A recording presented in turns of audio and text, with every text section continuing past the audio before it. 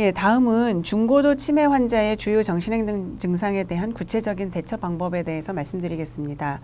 중고도 치매 환자에서 주로 나타나는 정신행동 증상에서 빈도가 높고 돌봄 제공자에게 큰 어려움을 주는 주요 정신행동 증상은 여기 적혀 있는 것처럼 망상, 의심, 환각, 초조, 배회, 공격적 행동과 반복 행동입니다. 이 각각에 대한 것을 설명하도록 하겠습니다. 첫 번째로 망상, 의심, 환각인데요. 이 망상, 의심, 환각은 어떻게 보면 치매 환자의 대표적인 그 정신병적 증상이라고 할 수 있습니다. 망상과 환각은 일시적이거나 짧은 기간에 나타나고 사라지는 경우가 많지만 그럼에도 불구하고 나타날 때마다 돌봄 제공자에게 도대체 이럴 때는 어떻게 해야 되지? 하는 그런 좀 당황스러움을 제공하는 그런 정신행동 증상입니다. 망상, 의심, 환각 증상에서는 사실 가장 기본적이 되어야 되는 것은 환자의 감정을 이해하고 수용하는 것입니다. 또한 환자에게 다가갈 때는 서두르지 않는 것이 좋고 지나치게 빨리 다가갈 경우는 환자가 자신을 공격하는 것으로 오해하기 쉽기 때문에 천천히 다가가야 되는 거고요. 그리고 또 하나, 환자의 앞에서 다른 사람들에게 환자의 의심이나 행동, 환자가 잃어버렸다고 의심하는 물건에 대해서 이야기한다든지 조롱하는 말투를 사용하지 마시고 특히 귓속말을 하지 않도록 주의합니다. 왜냐하면 귓속말을 하는 걸 보여주면 그때부터 이제 의심이 들고 내 망상이 또 이제 발동을 하기 시작하죠. 도대체 무슨 나에게 어떤 해코지를 하려고 저렇게 귓속말을 하는 건가 하는 생각들이 이제 슬슬 나타나기 때문에 일단 귓속말을 하지 않는 거 주의하셔야 될 것 같고요. 그 다음에 어떻게 보면은 가장 중요한 부분인 것 같아요. 이 부분이요. 그런데 너무 어려운 부분이기도 해요. 환자가 주장하는 것에 대해서 부정하거나 논쟁하지 말고 환자의 감정을 받아들여서 환자를 안심시킨다. 사실 여러분들 치매 어르신들하고 싸우면 누가 이기실 것 같으세요? 치매 어르신이 이길까요? 여러분이 이길까요? 예, 맞습니다. 여러분이 집니다. 왜냐하면 여러분들이 아무리 설명하고 그것이 아니라고 말하고 한다 할지라도 치매 어르신은 그것에 대해서 이해를 잘 하지 못합니다. 그리고 자신이 생각하는 것을 그대로 표현하고 그것이 맞다고 우기기 때문에 만약에 치매 어르신한테 여러분이 그게 틀렸습니다. 이렇게 하셔야 됩니다. 라고 한들 그거는 싸움밖에 되지 않고요. 나만 괴로워져요. 그래서 일단은 다 내려놓고 받아주시는 것. 아, 저 사람이 지금 저렇게 말을 하는 거는 얼마나 마음이 불안할까. 아니면 저렇게 저런 식으로 반응을 하는 데는 뭐가 이유가 있을 거다. 그래, 내가 그렇게 당신이 반응하는 것을 다 충분히 이해하오. 라는 그런 태도를 취하시는 게 가장 우선시 되어야 합니다. 그래서 환자를 안심시키셔야 되는 거고요. 물건이 없어졌다라고 하는 것, 도둑망상인데요. 어떻게 보면은 치매 환자의 망상 중에서 가장 대표적으로 나타나는 것이고 누가 훔쳐갔다, 물건이 없어졌다, 정말 돌봄 제공자를 미치게 하는 그 증상 중에 하나입니다. 근데 일단 물건이 없어졌다고 하면 우리가 일상적으로 보통 반응을 보이는 거는 그 물건 저기다가 잘 놔뒀잖아요. 거기다가 잘 놔두셨으면서 왜 없어졌다고 하는 거예요. 아니면 며느리가 뭐 반지를 훔쳐갔다. 도대체 그 며느리가 그 반지를 왜 훔쳐가겠어요? 라는 반응을 먼저 하게 되거든요. 뭐냐면 그 치매 어르신이 누가 훔쳐갔다, 잃어버렸다 하는 것을 부정하는 거잖아요. 부정하는 것에서부터 시작을 하면 실갱이가 시작이 되는데요. 부정하지 않고 누가 훔쳐갔구나, 물건이 없어졌구나, 물건이 없어졌다고 생각하는 당신의 마음이 참 힘들겠구나 라는 것을 표현을 해 주셔야 되고요. 그리고 같이 찾아봅니다. 같이 찾아보셔야 되고요. 그 다음에 같이 물건을 찾을 때 돌보는 사람은 어디까지나 도와준다는 행동을 하면서 환자 자신이 물건을 찾도록 해야 되는 겁니다.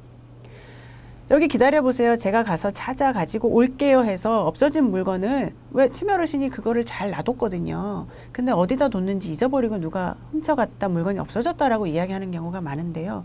그 물건을 돌봄 제공자가 가서 가지고 올 경우에는 치매 환자는 네가 훔쳐갔구나, 네가 어디다가 숨겨놨구나 이렇게 반응을 보입니다. 그렇기 때문에 같이 찾으셔야 되고요. 치매 환자가 직접 그 물건을 찾도록 하시는 게 중요합니다. 또한 물건을 찾더라도 돌봄 제공자는 환자의 물건에 손을 대지 않는 것이 좋습니다. 괜히 의심을 살 만한 행동을 할 필요가 전혀 없거든요. 또 물건을 찾은 경우에는 환자를 비난하거나 훈계하지 말고 거 보세요. 거기다가 잘 놔뒀으면서 왜 남을 의심하고 그러세요? 라는 말은 전혀 필요가 없습니다. 그 말을 해봤자 치매 어르신은 되돌아서면 잊어버리고요. 그 말을 해서 치매 어르신의 현재 지금 기분 상태를 나쁘게 할 필요가 전혀 없어요. 물건을 찾아서 내가 안심이 되고 기분 좋은 걸 그냥 즐기시게 하시는 게 훨씬 더 도움이 됩니다. 그리고 아무 일도 일어나지 않았던 것처럼 행동하시는 것이 중요하다는 거고요. 그 다음에 중요한 물건은 환자가 믿는 사람이 보관하거나 스스로 가지고 있게 하는 것이 좋고요. 귀중품은 보이지 않는 곳에 치워두고 쓰레기통을 비우기 전에 확인을 하셔야 되고요. 실제 분실되는 경우를 대비해서 같은 물건을 2개 이상 준비하면 도움이 될 수 있습니다. 그래서 어떤 것이 없어졌다 그럴 때 그거에 굉장히 집착을 하는 경우에는 다른 아무것도 할 수가 없거든요. 그런 경우에는 똑같은 것을 마련을 해 두시면 같이 그 물건이 있는 데 가서 여기 있네요 하고 찾으면서 이제 안심을 할 수 있도록 하시는 것이 훨씬 더 도움이 됩니다. 그 다음 도둑망상으로 방을 지키기 위해서 방 안에 있기를 고집하면 그냥 두세요. 왜 그 방 안에 나가자고 하실 필요가 없이 그 방 안에 그냥 있도록 하시면 됩니다. 근데 혼자 그 방 안에 있는 게 위험하지 않는지는 확인을 하셔야 되겠죠. 그 다음 환자의 생활 공간은 단순하며 안전하게 유지하는 것이 필요하고요. 그 다음에 자다가 용변 때문에 일어났을 때나 완전하게 잠에서 깨어나지 못한 상태에서 주위가 어두울 때 이 망상이 많이 일어나기 때문에 조명은 어둡지 않게 하도록 하는 것이 도움이 되고요.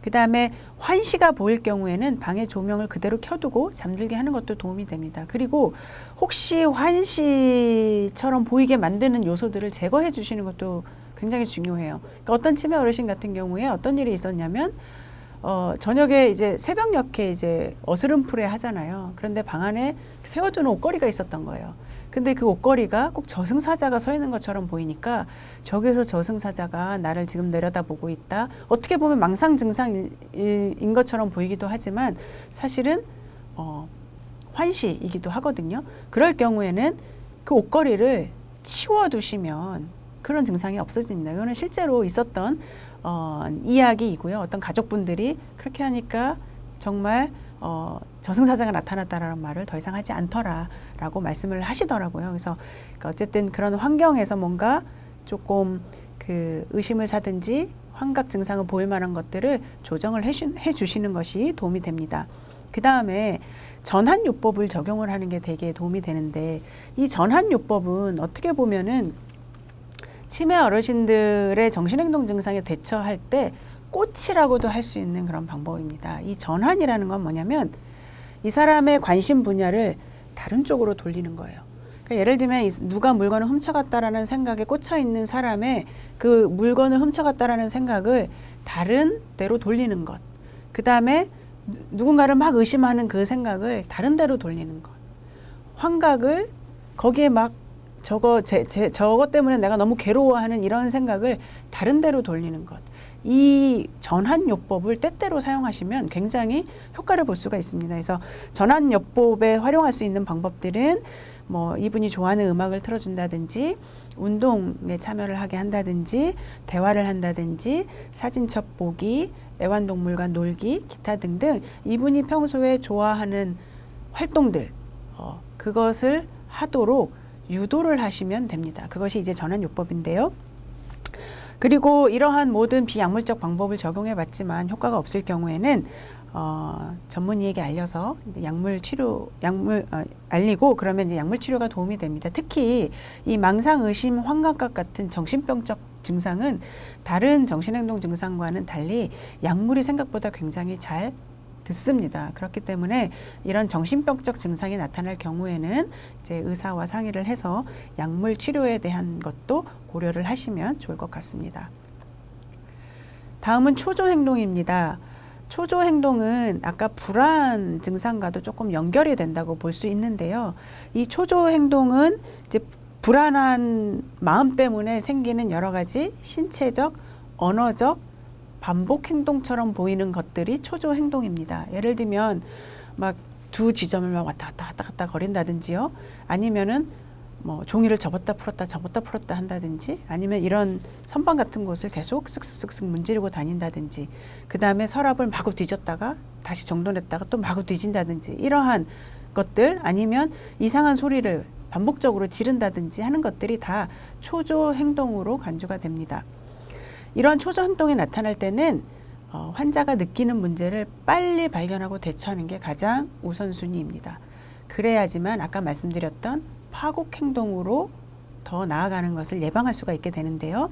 그래서 도대체 이 사람이 왜 이렇게 초조해야 하는 건지 원인을 우선 파악하셔야 되는데요. 신체적 불편함, 의복, 대소변 보고 싶은 건지 파악을 하십니다. 제가 아까 초반에 치매의 정신행동 증상에 대처할 때 일반적인 방법 중에 하나가 원인을 생각해 보라 말씀드렸잖아요. 그 원인 중에서 개인적인 측면의 원인들, 그 다음에 신체적인 거, 정신적인 거, 사회적인 것, 각각의 측면에서 지금 이 사람을 굉장히 불편하게 만드는 것이 무엇일까를 한번 머릿속으로 되뇌어 보라고 말씀을 드렸는데요. 바로 여기서 그게 적용이 될 수 있습니다. 이 사람이 왜 이렇게 초조해하는 거야? 화장실 가고 싶은 건가? 아니면 뭐가 의복이 불편한가? 아니면 어디가 너무 아픈데 표현을 못하는 건가? 이러한 것들을 하나씩 떠올리면서 체크를 해봅니다. 그러면 이 사람이 주로 초조 행동을 보일 때, 이 사람은 주로 화장실 가기 전에 저렇게 초조 행동을 보이더라 라는 그런 어떤 패턴을 발견할 수 있다라고 했잖아요. 그러면 그 원인에 대해서 접근을 하시면 됩니다. 그리고 일단 원인을 파악하고요. 일단 환자를 안정시키는 것이 중요한데 환자를 안정시키기 위해서는 일단 돌봄 제공자가 먼저 안정이 되어야 됩니다. 치매 어르신이 막 초조 행동을 보이면 옆에서 돌봄 제공자도 같이 막 초조하고 불안해지거든요. 근데 그러지 마시고 일단 돌봄 제공자가 안전한 마음을 가질 수 있도록 안정감을 가질 수 있도록 하셔야 되고요. 그 다음에 환자의 초조한 행동보다 불안감을 느끼고 있다는 감정에 초점을 두는 게 좋습니다. 아까 제가 말씀드렸던 것처럼 초조 행동이 반복적으로 나타나는 어떤 행동적 증상으로 보이기도 하고 언어적 증상으로 보이기도 한다고 말씀을 드렸는데 일단은 그 행동 자체보다는 그 밑에 깔린 불안한 마음이 무엇인지 이 사람이 뭐 때문에 불안해하는지 그 마음에 초점을 두고 접근을 하시는 게 좋고요. 그 다음에 아까 그 불안한 그 치매 어르신들 접근을 할 때 그 접촉, 터치가 도움이 될 수 있다라고 했잖아요. 그것처럼 가볍게 등 두드르기나 손잡기, 어깨 감싸기 등으로 환자의 감정이 이해되었음을 알도록 합니다. 그러한 신체적 접촉도 결국은 환자의 감정에 초점을 두고 있음을 여러분들이 기억을 하시면 좋을 것 같고요. 여기서도 다시 논쟁을 삼가고 이유를 캐묻지 않는다. 아니 도대체 왜 이렇게 왔다 갔다 거리는 거예요? 아니 왜 그 서랍은 자꾸 그렇게 뒤적뒤적 하는 거예요? 좀 가만히 좀 계세요. 왜? 이 왜라고 물는 거에 대해서 치매 어르신은 절대 대답 못 합니다. 그러니까 왜 그러느냐, 그러지 말라 논쟁하실 필요 전혀 없고요. 이유도 캐묻지 마세요. 이유 얘기하지 못해요. 그 이유를 여러분들이 직접 찾으시면 더 빠릅니다. 예, 그렇게 접근을 하시면 좋을 것 같고요. 그리고 이 초조 행동을 하는 어르신한테 접근할 때 가장 중요한 방법은 천천히 앞에서 해서 놀라게 하지 않는다. 절대로 뒤에서 접근하시면 안 됩니다. 왜냐하면 초조하고 불안할 때 뒤에서 내가 어깨를 쓰다듬어 줘야지 어깨에 손을 올릴 경우에 어떤 현상이 일어날까요? 예, 그냥 주먹이 날아갑니다. 공격 행동이 바로 나올 수 있습니다. 그렇기 때문에 앞에서 접근을 하셔야 되고요. 가급적이면 초조해야 하는 이 초조 행동을 보이는 치매 어르신의 눈을 쳐다보세요. 눈을 맞추어서 내가 지금 너한테 이야기를 하고 있고 너를 쳐다보고 있다라는 걸 알게 해주고 난 다음에 앞쪽에서 천천히 접근을 하시고 그 다음에 터치도 하시고 하시면 훨씬 더 효과적일 수 있습니다. 그 다음 환자와 눈높이를 맞추어서 대화를 하셔야 될 것 같고요. 여기서도 다시 전환요법이 또 등장을 하죠. 예, 이분이 왜 초조 행동을 하는지 원인을 찾았으면 원인을 해결해 주셔야 되잖아요. 그 원인이 만약에 이 낯선 환경 때문에 이분이 너무 초조해한다. 그러면 다른 방으로 옮겨주는 거예요. 그렇죠? 그 다음에 이 활동이 내가 잘할 수 있었던 거였는데 못하게 돼서 지금 너무 화가 나고 지금 불안해해. 그것 때문에 초조 행동이 생긴다? 그러면 그 활동을 바꿔줘야 되겠죠. 그리고 그 다음에 과거 즐거운 얘기로 주제를 변경합니다. 자꾸 왔다 갔다 하시는 분한테 어르신 저쪽에 가서 어르신 좋아하시는 곶감 드시면서 우리 어르신이 좋아하시는 자동차 이야기를 해요. 하면서 자동차가 그려져 있는 어떤 잡지책을 같이 보면서 이야기를 한다든지 해서 관심을, 이 사람의 지금 내면 속에 있는 관심을 다른 쪽으로 돌려준다면 이 초조 행동이 감소할 수 있습니다. 여기서 초조 행동 완전히 없애는 거 불가능합니다. 우리 아까 첫 번째 정신행동 증상 대처에서 목표가 뭐였죠? 그 증상을 완전히 없애는 것이 아니라 빈도를 줄이고 파괴적인 정도를 줄이는 거라고 말씀드렸잖아요. 이렇게 했다가도 조금 뒤에 또다시 초조 행동 나타날 수 있습니다. 하지만 이런 방법을 통해서 초조 행동이 파국 행동으로, 공격 행동으로 더 발전되는 것을 예방할 수가 있습니다. 이제 그것을 염두에 두시면 좋을 것 같고요. 그다음 지나친 환경 자극을 주지 않도록 조정하고 조용한 활동을 하도록 하는 것이 도움이 됩니다. 불안하고 안절부절 못하는 분이기 때문에 활동 자체는 이제 조용한 것들이 도움이 될 수 있고요. 그다음 당연히 카페인이 들어있는 음료를 금해야 되겠죠. 그다음 초조함으로 인한 반복 행동이 위험하지 않고 부적절하지 않은 경우는 제한하지 않는다. 여기 아까 우리 정신행동 증상 돌봄 목표 중에 뭐가 있었죠? 증상을 조절하는 거였고요. 그 다음에 그 치매 환자의 삶의 질을 증가시키는 거고, 그 다음에 안전을 보장하는 거라고 말씀드렸잖아요. 만약에 이게 위험하지 않는다 그러면 굳이 그거를 못하게 할 필요도 없다라는 거죠. 예. 왜냐하면 그만큼 뭔가를 발산을 해야 될, 행동으로 발산을 해야 될 필요도 있기 때문에 그럴 경우에는 너무 제한하지 않고 어느 정도는 하게 하다가 그게 너무 심해지지 않는 범위 내에서 그 조용한 활동을 하도록 한다든지 다른 생각을 할 수 있도록 한다든지 해서 전환요법을 활용을 하시면 도움이 될 것 같습니다. 예, 다음은 배회입니다. 어떻게 보면 이제 특히 그 집에서 치매 어르신들을 돌보는 가족분들이 정말 이놈의 배회 때문에 내가 못 살겠다 하는 경우가 많고요.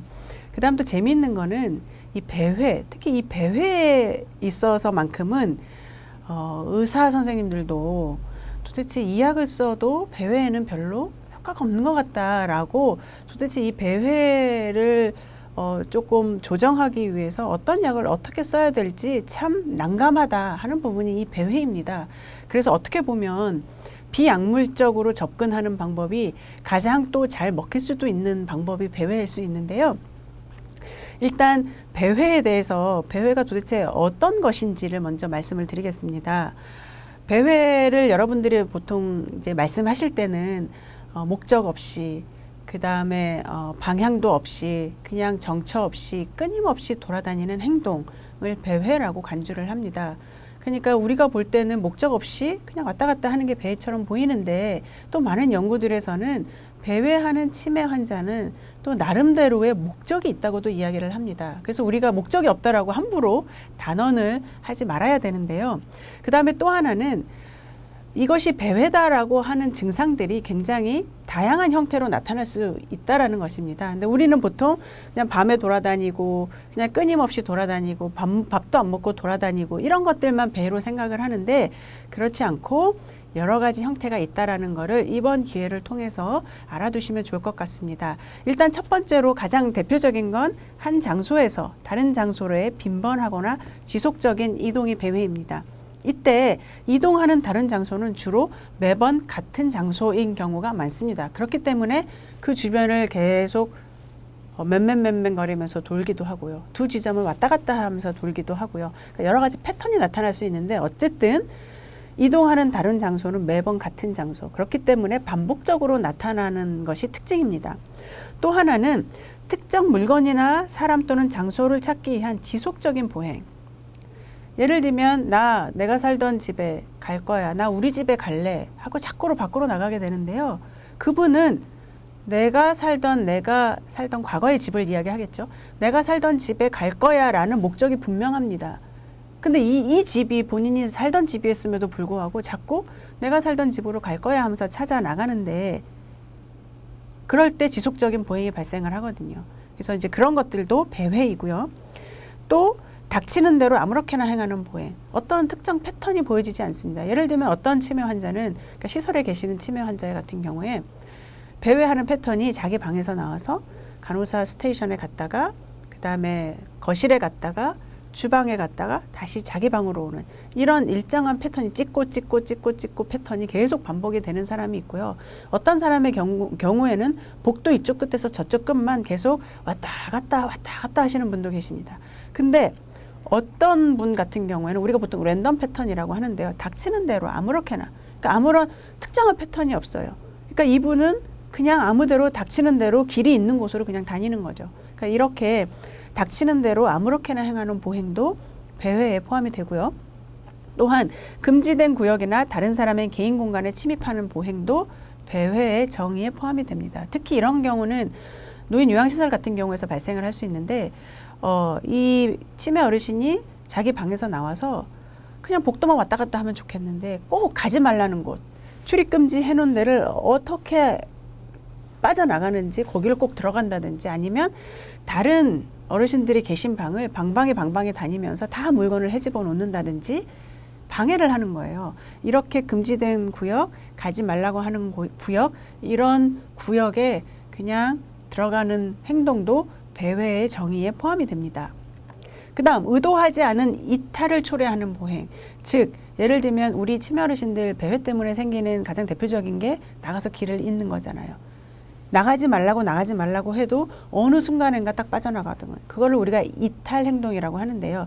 일탈이 아닙니다. 일탈은 청소년들이 하는 것이 일탈이고요. 그게 아니라 이탈, 어떤 장소에서 벗어나는 것을 이탈이라고 하는데 특히 이제 노인 요양시설 같은 경우에서 이런 일이 많이 발생을 합니다. 그래서 뭐 엘리베이터에 잠금 장치도 해놓고 출입문에 잠금 장치를 해 놓더라도 어느 순간인가 누군가가 안 보는 사이에 거기를 빠져나가게 되는 것, 자기가 있어야 되는 공간에서 빠져나가게 되는 것, 이것도 배회의 증상 중에 포함이 되고요.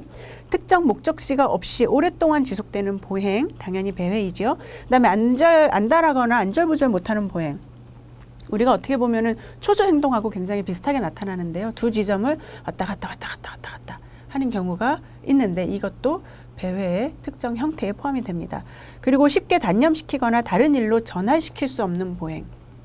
배회하시는 어르신들의 큰 특징 중에 하나는 어떤 활동 프로그램에 참여를 한다든지 좀 쉬시라고 좀 의자에 앉아 계시라고 한다든지 아니면 뭐 식사를 한다든지 할 때에도 거기에 앉아 있는 거를 못 하는 거예요. 어떻게 해요? 다시 일어나서 걸어야 되는 거예요. 그러니까 이 지속적으로 이 걸어 다니는 행동을 못하게 한다든지 아니면 전환은 요법을 통해서 다른 걸로 전환시키려는 노력을 하지만 그게 먹히지가 않는 경우, 그런 경우도 이제 배회에 포함이 되고요. 다른 사람이나 돌봄 제공자의 뒤를 그림자처럼 따라다니는 것. 우리가 이거를 쉐도잉이라는 용어를 사용을 하는데요. 정말 되게 재밌는 게 특히 노인 요양시설 같은 데서 보면은요. 치매 환자가 어떤 다른 배회하는 치매 환자의 뒤를 졸졸 쫓아다니면서 걸어다니는 경우도 있고요. 아니면 간호사, 아니면 요양보호사의 뒤를 정말 계속 졸졸 쫓아다니는 것. 이것도 특정 보행 형태이면서 배회의 형태에 포함이 됩니다. 그 다음 무언가를 찾거나 탐색하는 행동, 그 다음에 배회하고 가장 연관이 많이 되는 길을 잃어버리는 것, 이런 것들도 이제 배회의 이제 특정 형태에 포함이 되기 때문에 이러한 것에 대해서 예를 들면 치매를 어르신을 돌보는 가족분들이 우리 어머니는, 우리 남편은 예를 들면 자꾸만 길을 잃어요. 아니면 자꾸 뭔가를 찾겠다고 왔다 갔다 해요. 라면 그게 배회의 한 형태이구나 라는 거를 여러분이 알아차릴 수 있어야 되거든요. 이제 그렇기 때문에 제가 말씀드렸던 앞 슬라이드와 이번 슬라이드에 있는 배회의 여러 가지 특정 패턴, 형태 등에 대해서 조금 기억을 해두시면 좋을 것 같습니다. 자, 일단 배회가 나타나면 다시 가장 첫 번째로 해야 되는 게 뭘까요? 원인을 파악하는 것입니다. 우리 4가지 원칙 이야기했었죠. 가장 처음에는 원인을 파악해야 된다. 그러면 배회가 나타나는 신체적, 정신적, 환경적 원인을 제거해야 됩니다. 즉 예를 들면 배회가 나타나는 원인 중에 대표적인 게 너무 목이 말라요. 그래서 자기 방에서 나왔어요. 왜? 물을 먹으러 주방에 가고 싶거든요. 그래서 자기 방에서 나왔는데 주방을 가려고 나왔는데 주방을 가는 길을 몰라요. 잊어버렸어요. 그러면 주방을 찾기 위해서 걷지요.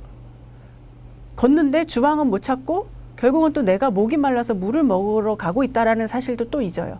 그러다 보니까 자꾸 어떤 주변을 맴맴 거리면서 배회 증상을 보일 수가 있어요. 하지만 사실 이게 처음 시작이 된 거는 목마름이라는 현재의 신체적 욕구 상태가 불충족된 그 상태이거든요. 그렇기 때문에 그런 원인이 무엇인지를 파악을 하고, 예를 들면 그런 경우에는 물을 컵에 담아서 옆에 두고 언제든지 필요할 때마다 마시게 한다 그러면 물을 찾아 나서는 그런 배회 행동을 미리 예방을 할 수가 있겠죠. 그러니까 그런 식으로 신체적, 그 다음에 예를 들면 특히 배회하시는 어르신들은 과거에 사교적이었던 경향이 이제 많은 어르신들이 많습니다. 그러니까 이분들은 자기 방에서 혼자 있는 것을 굉장히 무료하게 생각하기도 해요.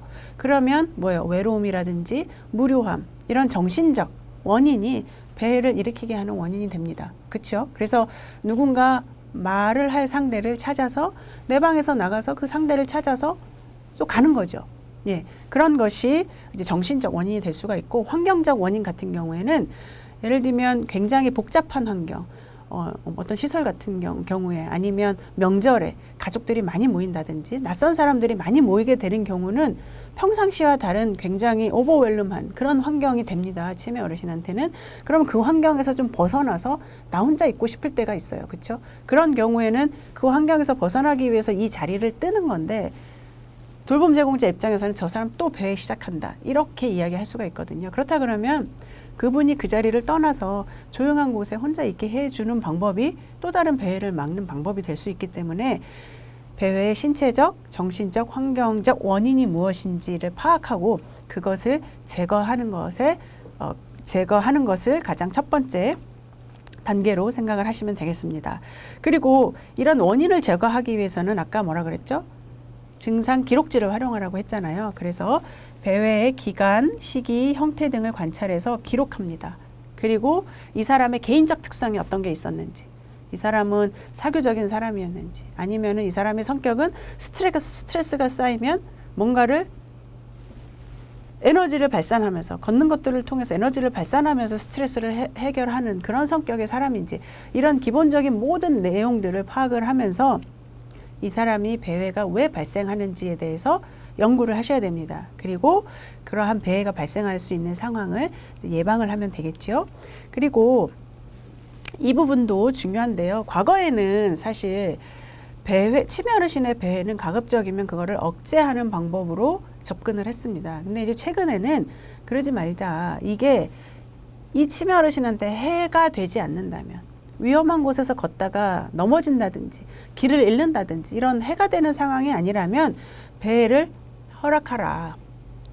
허락하라라는 게 최근의 접근 방법이고요. 그리고 안전한 환경에서 실컷 배회를 할 수 있도록 해줘라라는 겁니다. 그래서 이 사람의 어떤 걷고자 하는 욕구, 에너지 발산의 욕구를 안전한 환경에서 해소시킬 수 있도록 해줘라. 어느 정도 걷고 나면 또 앉아서 쉬거든요. 그렇기 때문에 그거를 굳이 못하게 할 필요는 없다라는 거예요.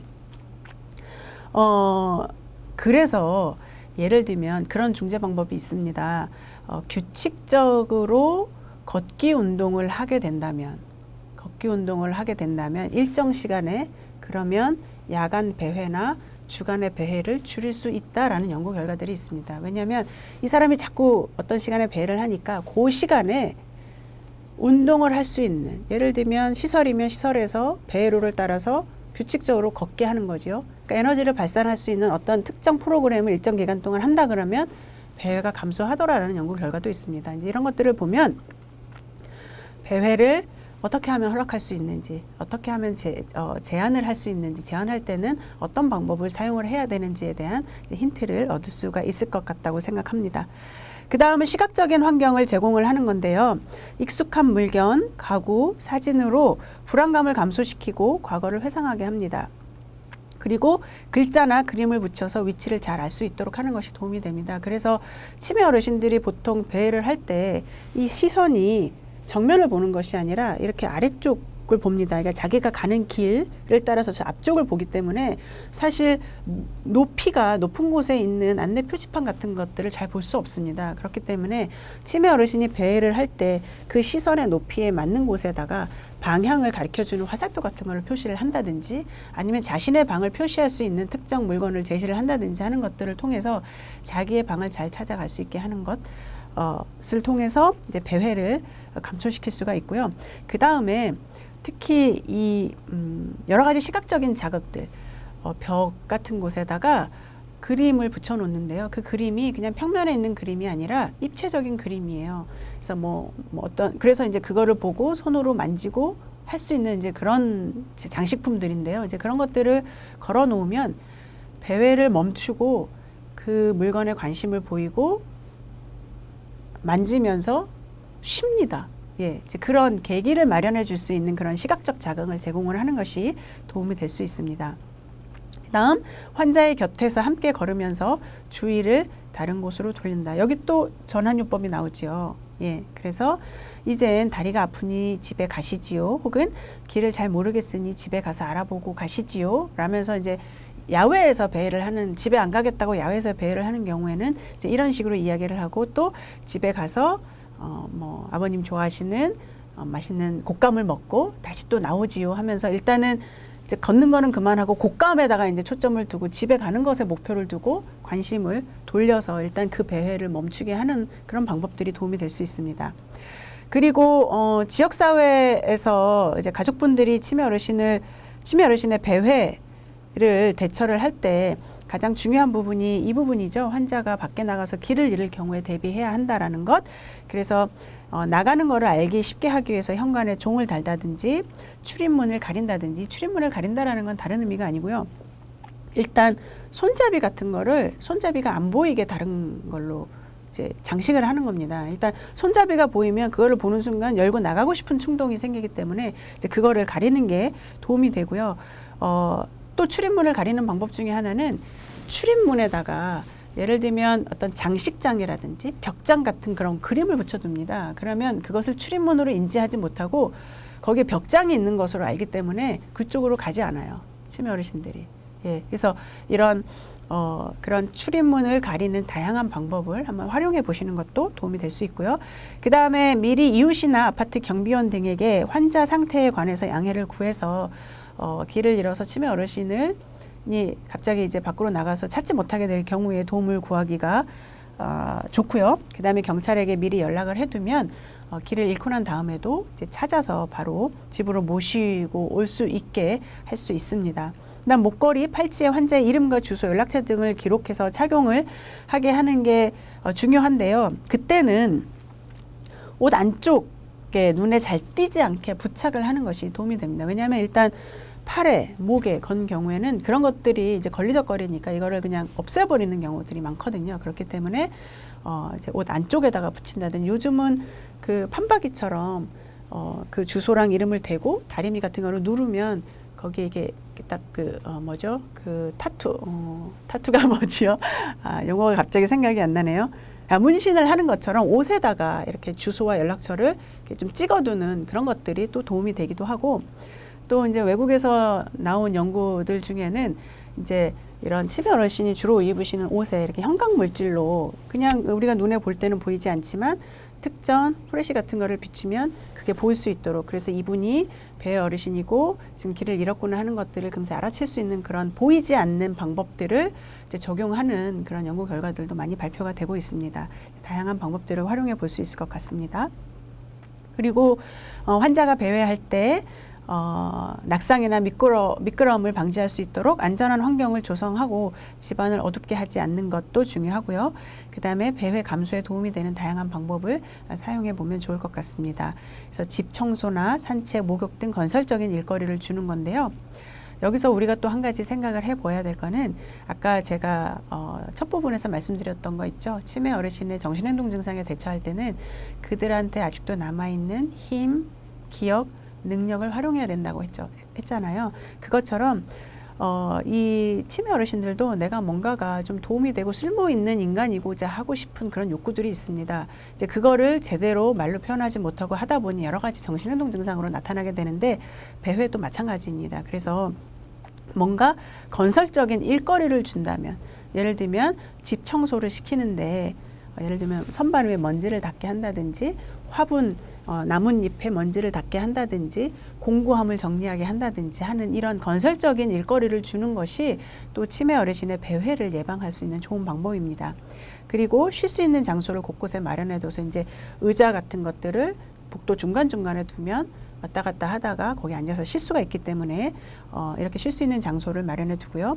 환경 변화를 위해서 밖에 나가는 것도 도움이 되고 쇼핑센터나 시장에 가기, 집주위 산책하는 것 이런 것들처럼 지금 당장 발생하는 배회하고 싶은 그런 욕구를 같이 돌봄 제공자가 같이 나가서 한번 산책을 하고 들어오면 이제 그 욕구가 사라지잖아요. 이제 이런 방법을 통해서 접근을 해볼 수가 있을 것 같습니다. 그리고 차를 타고 가까운 거리를 돌아보기 등도 도움이 됩니다. 그리고 환자가 익숙하고 좋아하는 것들 중에 의미 있는 활동에 이제 참여를 유도하시면 도움이 될 수 있습니다.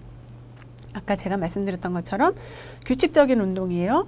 그 다음에 운동이나 산책을 통해서 신체적 에너지를 소모함으로써 야간 배회를 줄이고 수면에 도움이 될 수 있고요. 그 다음에 고양이나 가족에 대한 대화를 나누어서 정서적인 불안으로 인한 배회를 하는 환자의 관심을 다른 곳으로 돌리는 게 또 도움이 됩니다. 특히 아까 제가 그 배회의 특성 중에 하나가 나 우리 집 갈 거야 하고 자꾸 밖으로 나가려고 하는 배회 증상이 있다라고 했잖아요. 이제 그런 경우는 사실은 현재 내가 있는 이 장소가 난 너무 불편하고 익숙하지가 않아 라는 무언의 표현이기도 합니다. 그렇기 때문에 그런 분들을 위해서는 이 장소가 이분한테 편안해질 수 있도록 익숙한 물건으로 좀 장소를 꾸민다든지 그 다음에 뭐 좀 친근한 사람들의 사진을 붙여놓는다든지 하는 방법으로 배회를 예방을 할 수가 있습니다. 그리고 배회가 너무 심한 경우 전문인의 처방을 받아서 약물을 사용할 수가 있는데요. 사실은 특히 배회 같은 경우에는 이 약물이 그렇게 잘 듣지 않는다라는 것도 좀 염두에 두시면 좋을 것 같습니다. 예, 다음은 공격행동입니다. 공격행동은 신체적, 언어적 폭력을 포함한 과격한 행동을 일컫는 말인데요. 이제 주로 치매 어르신의 자존심을 상하게 만들었다든지 아니면 자신의 생각을 적절하게 표현하지 못했을 때 답답한 경우에 이렇게 공격행동을 보이는 경우가 종종 있습니다. 그래서 일단 공격행동이 나타나면 우선 시간, 대상, 발생 상황에 대해서 파악을 해야 합니다. 이거는 아까 제가 말씀드렸던 것처럼 그 증상 일지의 기록을 통해서 여러분들이 이제 확인을 하실 수가 있는데요. 그리고 주변 사람들에게도 정신적 피해를 주기 때문에 일단 공격 행동이 나타나면 그 폭력의 대상도 보호를 해야 됩니다. 예를 들면 그 남편을 돌보는 이제 그 아내 치매 어르신이 계신데 두 분 다 연세가 높으신 거예요. 그러니까 할머니가 할아버지를 돌보시고 계시는 상황인데 할아버지의 공격 행동 때문에 할머니가 골저혈상을 입게 되는 경우도 있었고요. 그러니까 이런 것들처럼 이 공격 행동의 대상, 그 폭력의 대상이 되는 사람에 대한 보호도 필요하다라는 것을 염두에 두셔야 될 것 같습니다. 그리고 공격 행동이 나타나면 즉시 환자를 조용한 곳에 두고 사람을 포함한 모든 외부 자극을 제거를 하셔야 됩니다. 그리고 첫 번째는 공격 행동이 나타나면 여기 당황하거나 불안해하지 말아야 된다라고 적혀 있는데요. 사실은 매우 당황스럽습니다. 그리고 이건 어떻게 해야 되지? 하고 나 자신도 굉장히 불안해지게 됩니다. 그런데 그런 마음을 우선적으로 가라앉히시는 게 굉장히 중요합니다. 그래서 침착하게 부드럽고 낮은 어조로 천천히 다가가야 될 것 같고요. 간단한 언어를 사용하면서 안심시켜야 됩니다. 그 상황이 왜냐하면 치매 노인이 공격 행동을 보인다라는 거는 뭔가 모르게 자기가 어떤 위협을 받는다라는 느낌을 가지고 있기 때문인 경우가 많거든요. 그래서 자존심을 상하는 것도 위협인 거고요. 내가 하기 싫은 거를 억지로 하게 하는 것도 위협인 거고 이제 그렇기 때문에 이제 안심을 시키는 것이 굉장히 중요합니다. 환자의 공격적 행동을 일으키는 원인을 찾아서 공격적 행동을 일으키는 자극과 스트레스 이것을 제거하시는 것이 좋습니다. 환자가 실제로 신체적 공격을 가하지 않는다면 안전한 거리를 유지하고 단순하게 조용하게 지켜보는 것도 환자가 공격 행동을 스스로 멈추게 되는 방법이 될 수 있고요. 환자가 어떤 활동에 참여 중이라면 그 활동을 중지시키고 가능한 한 다른 자극을 주지 않으면서 조용한 장소에서 환자가 쉴 수 있도록 해주시는 것이 좋습니다. 그리고 여기서 또 관심을 다른 곳으로 돌리라는 말이 나오죠. 이 환자가 공격 행동을 할 수밖에 없는 그런 상황에서 빨리 빠져나와서 관심이 다른 곳으로 돌려질 수 있도록 하시는 것이 중요하고요.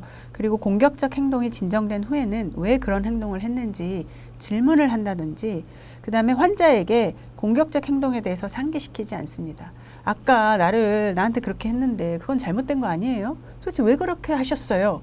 라고 물어보는 게 아무런 소용이 없다라는 거죠. 치매 어르신이 일정 기간이 지나면 자신이 그런 공격 행동을 했다라는 것도 잊어버리고요. 또 그 얘기를 함으로써 그 상황에 안 좋았던 그런 기분을 상기시켜서 또다시 불안하고 위협감을 느끼고 그로 인한 공격 행동을 다시 나오게 할 필요가 없기 때문에 상황이 진정이 되면 그 상황에 대해서 다시 이유를 캐묻거나 질문을 한다거나 하는 것은 하지 않는 것이 좋습니다. 그리고 환자는 자신의 주장을 굽히지 않는 경우가 많기 때문에 절대로 논쟁하지 않으셔야 되고요. 환자가 당황하고 흥분이 되어 있음을 이해한다는 표현을 하고 온화한 표현을 사용을 해서 진정시키셔야 되겠습니다. 그리고 아까 그 예방, 편의, 융통성 말씀드렸죠. 그래서 공격 행동을 유발하는 상황을 미리 파악해서 사전에 예방을 하자. 이거는 치매 어르신을 주의 깊게 관찰을 하면 그런 상황들을 진짜 잘 찾고 예방을 할 수가 있습니다. 그리고 또 하나는 환자의 수준에 맞는 의사결정권을 주라라는 건데요. 아까 말씀드렸던 것처럼 내가 뭔가를 못하는 상황인데 그거를 요구하고 그런 경우 나 스스로에 대한 어떤 위협감을 느끼고 하는 것들이 공격 행동을 일으키는 원인이 될 수 있기 때문에 환자의 수준에 맞는 의사결정권을 주도록 하자라는 거고요. 그다음 혼돈스러워하지 않도록 한 가지씩 제시하거나 단순한 말로 지시하며 알아듣지 못하면 다른 형태로 설명하고 같은 말로 반복을 해줍니다. 그리고 자상하게 설명을 하고 도와주는 행동을 말로 표현해라 라는 거, 이 부분도 굉장히 중요한 것 같아요. 우리가 치매 어르신한테 어떤 돌봄을 제공을 할 때 일상생활 지원이라든지 뭐 어떤 보조를 할 때 그냥 치매 어르신한테 가서 내가 하는 행동을 합니다. 예를 들면 옷을 갈아입혀주기 위해서 그냥 옷을 벗기려는 행동을 취하게 된다는 거죠. 그렇게 된 경우에는 치매 어르신은 이 사람이 내 곁에 와서 무엇을 하려는지에 대한 인지가 전혀 없습니다. 그렇기 때문에 위협감을 느끼게 되는 거고, 그렇기 때문에 공격 행동을 하게 되는 거거든요. 그렇기 때문에 돌봄 제공자가 내가 지금부터 어떤 것을 도와주려고 하는지, 당신의 몸에 내가 손을 대서 무엇을 하려고 하는지를 미리 한 단계 한 단계씩 말로 표현을 해주시는 게 매우 중요합니다. 그래서 옷을 갈아입을 때도, 자, 어르신 지금 이제 옷을 갈아입으려고 합니다. 제가 처음으로 옷도리를 벗길 건데요. 어르신 팔이 불편하실 수 있으니 저를 좀 도와주세요. 제가 어르신 팔을 잡아도 될까요? 자, 오른팔을 빼겠습니다. 이런 식으로 한 단계 한 단계 한 단계마다 어르신한테 이야기를 하고 허락을 구하고, 또 때에 따라서는 팔을 이렇게 올려주시면 저한테 매우 도움이 될 것 같아요 라고 하면 또 도와줍니다. 그리고 그런 도움을 받았을 경우에는 어머, 어르신이 도와주니까 옷 갈아입기가 너무 쉽게 끝났어요. 너무 고마워요 라는 말을 해준다 그러면 더 신이 나서 도와주고요. 옷 갈아입는 동안에 공격 행동이 사라질 수 있습니다. 그렇기 때문에 도와주는 행동을 말로 표현하는 것 굉장히 중요하다는 것 기억해 주시기 바랍니다. 또한 일상활동은 가능한 한 변형을 주지 않고 일정하게 유지하여 환자로 하여금 자신이 하는 활동을 예측할 수 있게 해야 되고요. 그래서 가급적이면 같은 시간대에 같은 일과를 계획해 두시는 것이 좋습니다. 그리고 자해, 타해의 위험성이 있다면 신체적 억제법이나 약물을 사용할 수도 있지만 사실은 이거는 가급적이면 자제를 하는 것이 좋습니다. 특히나 약물을 사용을 하고 신체 억제를 하는 거는 우리가 학대에 해당이 되거든요. 그래서 이 학대 행위에 해당이 되는 이러한 접근 방법은 치매 어르신한테도, 그다음에 돌봄 제공자한테도 결코 정신적으로 건강한 방법이 아니기 때문에 이런 방법은 가급적이면 피해 주시면 좋을 것 같습니다. 하지만 공격 행동이 너무 심해져서 이 치매 어르신한테 어떤 해가 된다든지, 아니면 옆에서 같이 돌봄을 제공하는 공격의 대상자가 상해가 굉장히 심하다든지 할 때에는 일단 전문의와 상의를 해서 추후 어떻게 접근을 할 것인지에 대해서 이야기를 하시면 좋을 것 같습니다. 다음은 반복 행동입니다.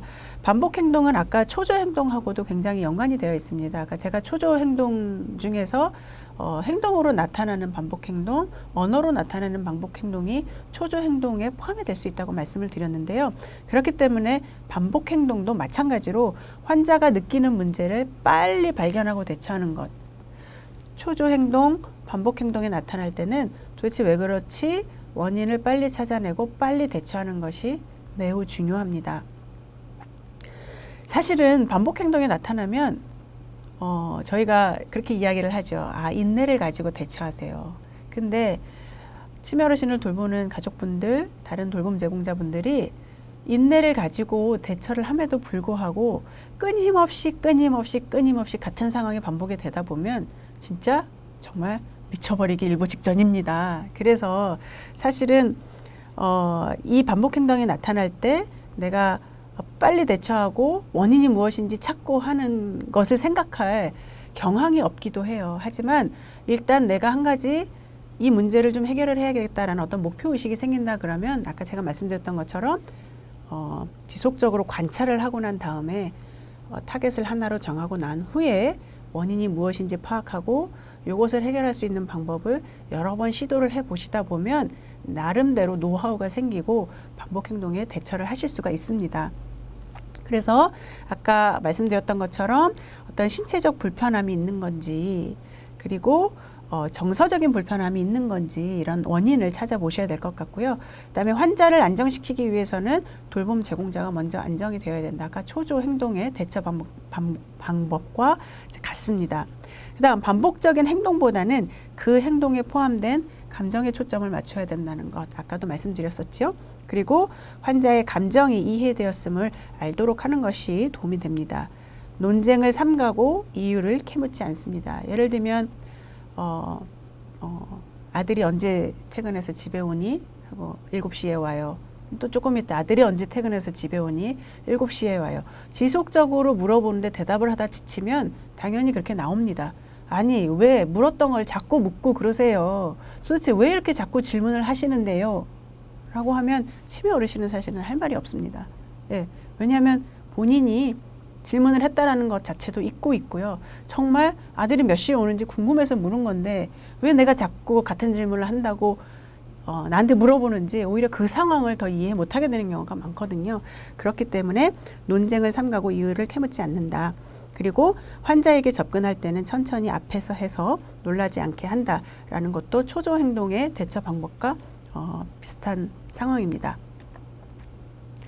그리고 환자와 눈높이를 맞추어서 대화하는 것도 굉장히 중요합니다. 아까 초조 행동과 마찬가지로 반복 행동이 나타날 때는 여러분들이 뭔가 이 치매 어르신한테 이야기를 해서 언지를 주고 싶을 경우에는 치매 어르신의 눈높이를 맞추어서 눈을 쳐다보고 접근을 하시는 것이 반복 행동도 줄일 수가 있고 더 잘 대처를 할 수가 있습니다. 그리고 또 나오지요. 전환요법. 예, 전환요법을 적용해서 관심을 다른 곳으로 돌리면 도움이 될 수 있습니다. 그리고 반복 행동이 나타날 때는 아래에 깔려져 있는 감정 상태는 불안하고 초조하다. 그다음 나 좀 겁이 난다. 나 위협감을 느낀다. 이런 것들이 다 포함이 되고 있기 때문에 환경 자극이 지나치면 안 됩니다. 그래서 활동도 가급적이면 조용한 활동을 하도록 하는 것이 도움이 되고요. 단순하게 할 수 있는 일거리를 제공을 하는 것이 이 반복 행동의 어떤 욕구도 충족시키면서 좀 마음을 안정적으로 가라앉히는 그런 효과도 볼 수 있습니다. 그래서 콩 고르기, 나물 다듬기, 빨래 개기 이런 건데 이제 남자 어르신 같은 경우에는 공구함 정리하기 이런 거 도움이 되는데요. 특히 이 콩 고르기에서 한 가지 주의를 하셔야 될 거는 어르신한테 이 콩 좀 골라주세요 하고 드렸잖아요. 그럼 열심히 콩을 골랐어요.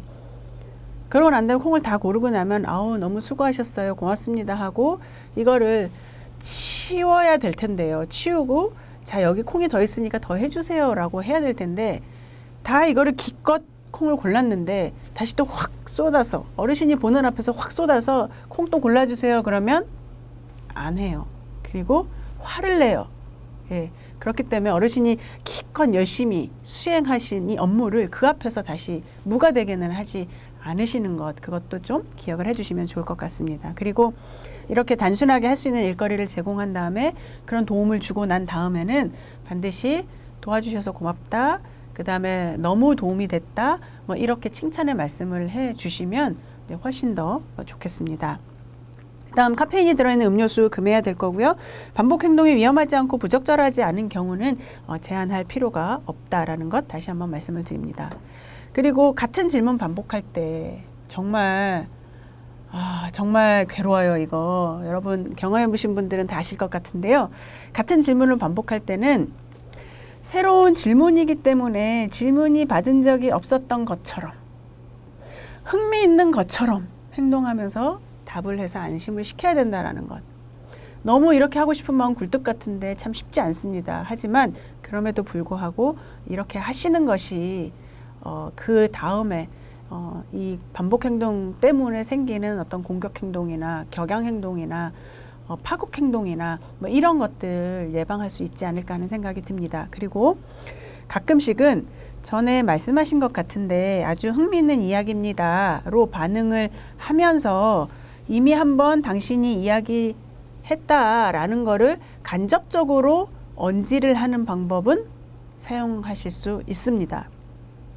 그런데 그거 좀 전에 말씀하셨는데요. 그거 제가 방금 말씀드렸는데요. 라고 대답하면서 이미 했던 질문임을 강조해서 상기시키고 참을성 없는 행동을 보이면 환자는 뭐가 잘못된 거지 하는 그런 감정을 느끼게 됩니다. 그래서 불안, 슬픔, 두려움이 가중될 수 있으므로 주의하셔야 되고 자꾸만 당신이 반복적으로 질문하고 있다라는 거는 상기시킬 수는 있지만 여기 앞서서 말씀드렸던 것처럼 좀 간접적으로 돌려서 말씀을 해주시는 게 더 좋습니다. 그리고 질문에 대한 대답과 관련된 말을 하면서 대화 방향을 바꾸거나 익숙한 노래를 부르는 등의 방법으로 주의를 다른 것으로 돌리는 것도 도움이 됩니다. 그리고 반복적인 질문과 반복적인 응답을 해야 하는 상황의 발생을 예방해서 에너지 소모를 줄이고 환자의 마음에 자주 궁금하게 떠오르는 것에 대해서 답을 미리 주는 것으로써 편안한 심리 상태를 유지하고 이로 인해서 반복 행동을 예방할 수도 있습니다. 예를 들면 아까 제가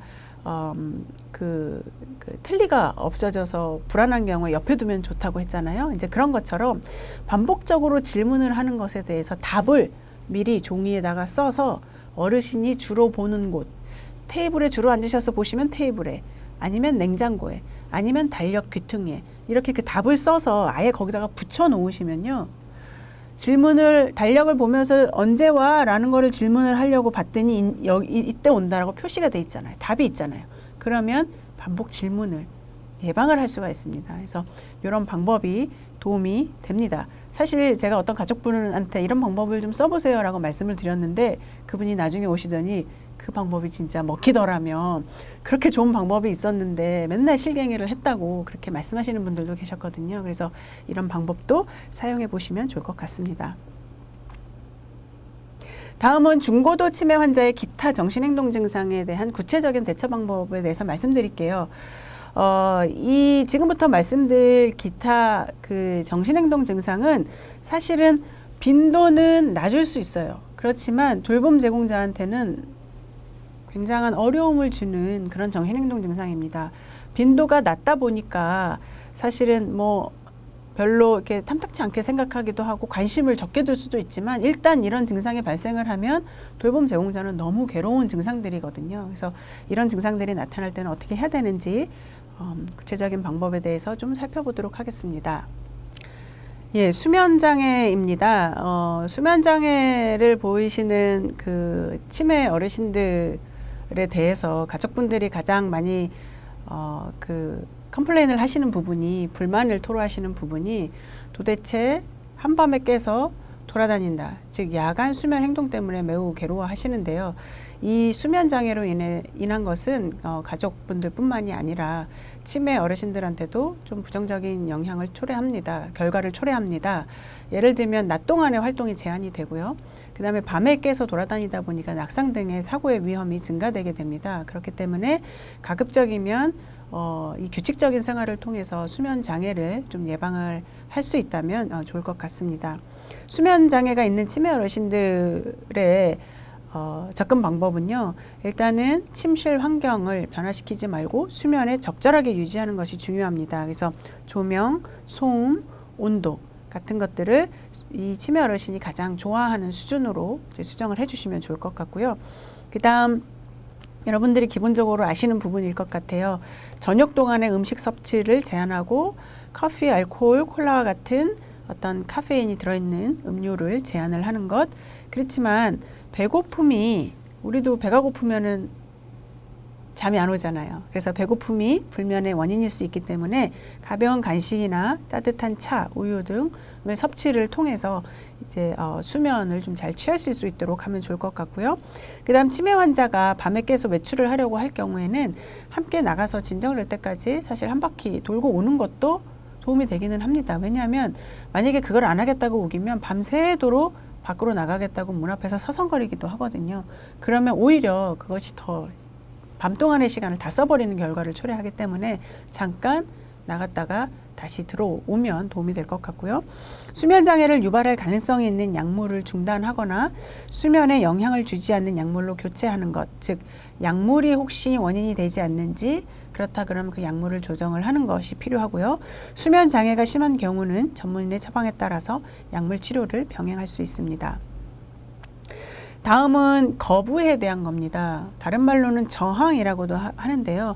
대부분 여러 가지 돌봄을 그러니까 돌봄에 대한 도움을 제공받는 것을 거부하는 경우가 여기에 해당이 되는데, 많은 경우에 있어서 일단 치매 노인들이 내가 누구로부터 이러한 도움을 받아야 되는 상황이다라는 것을 인지하지 못하기 때문에 이렇게 거부하는 증상이 나타나는 경우가 많습니다.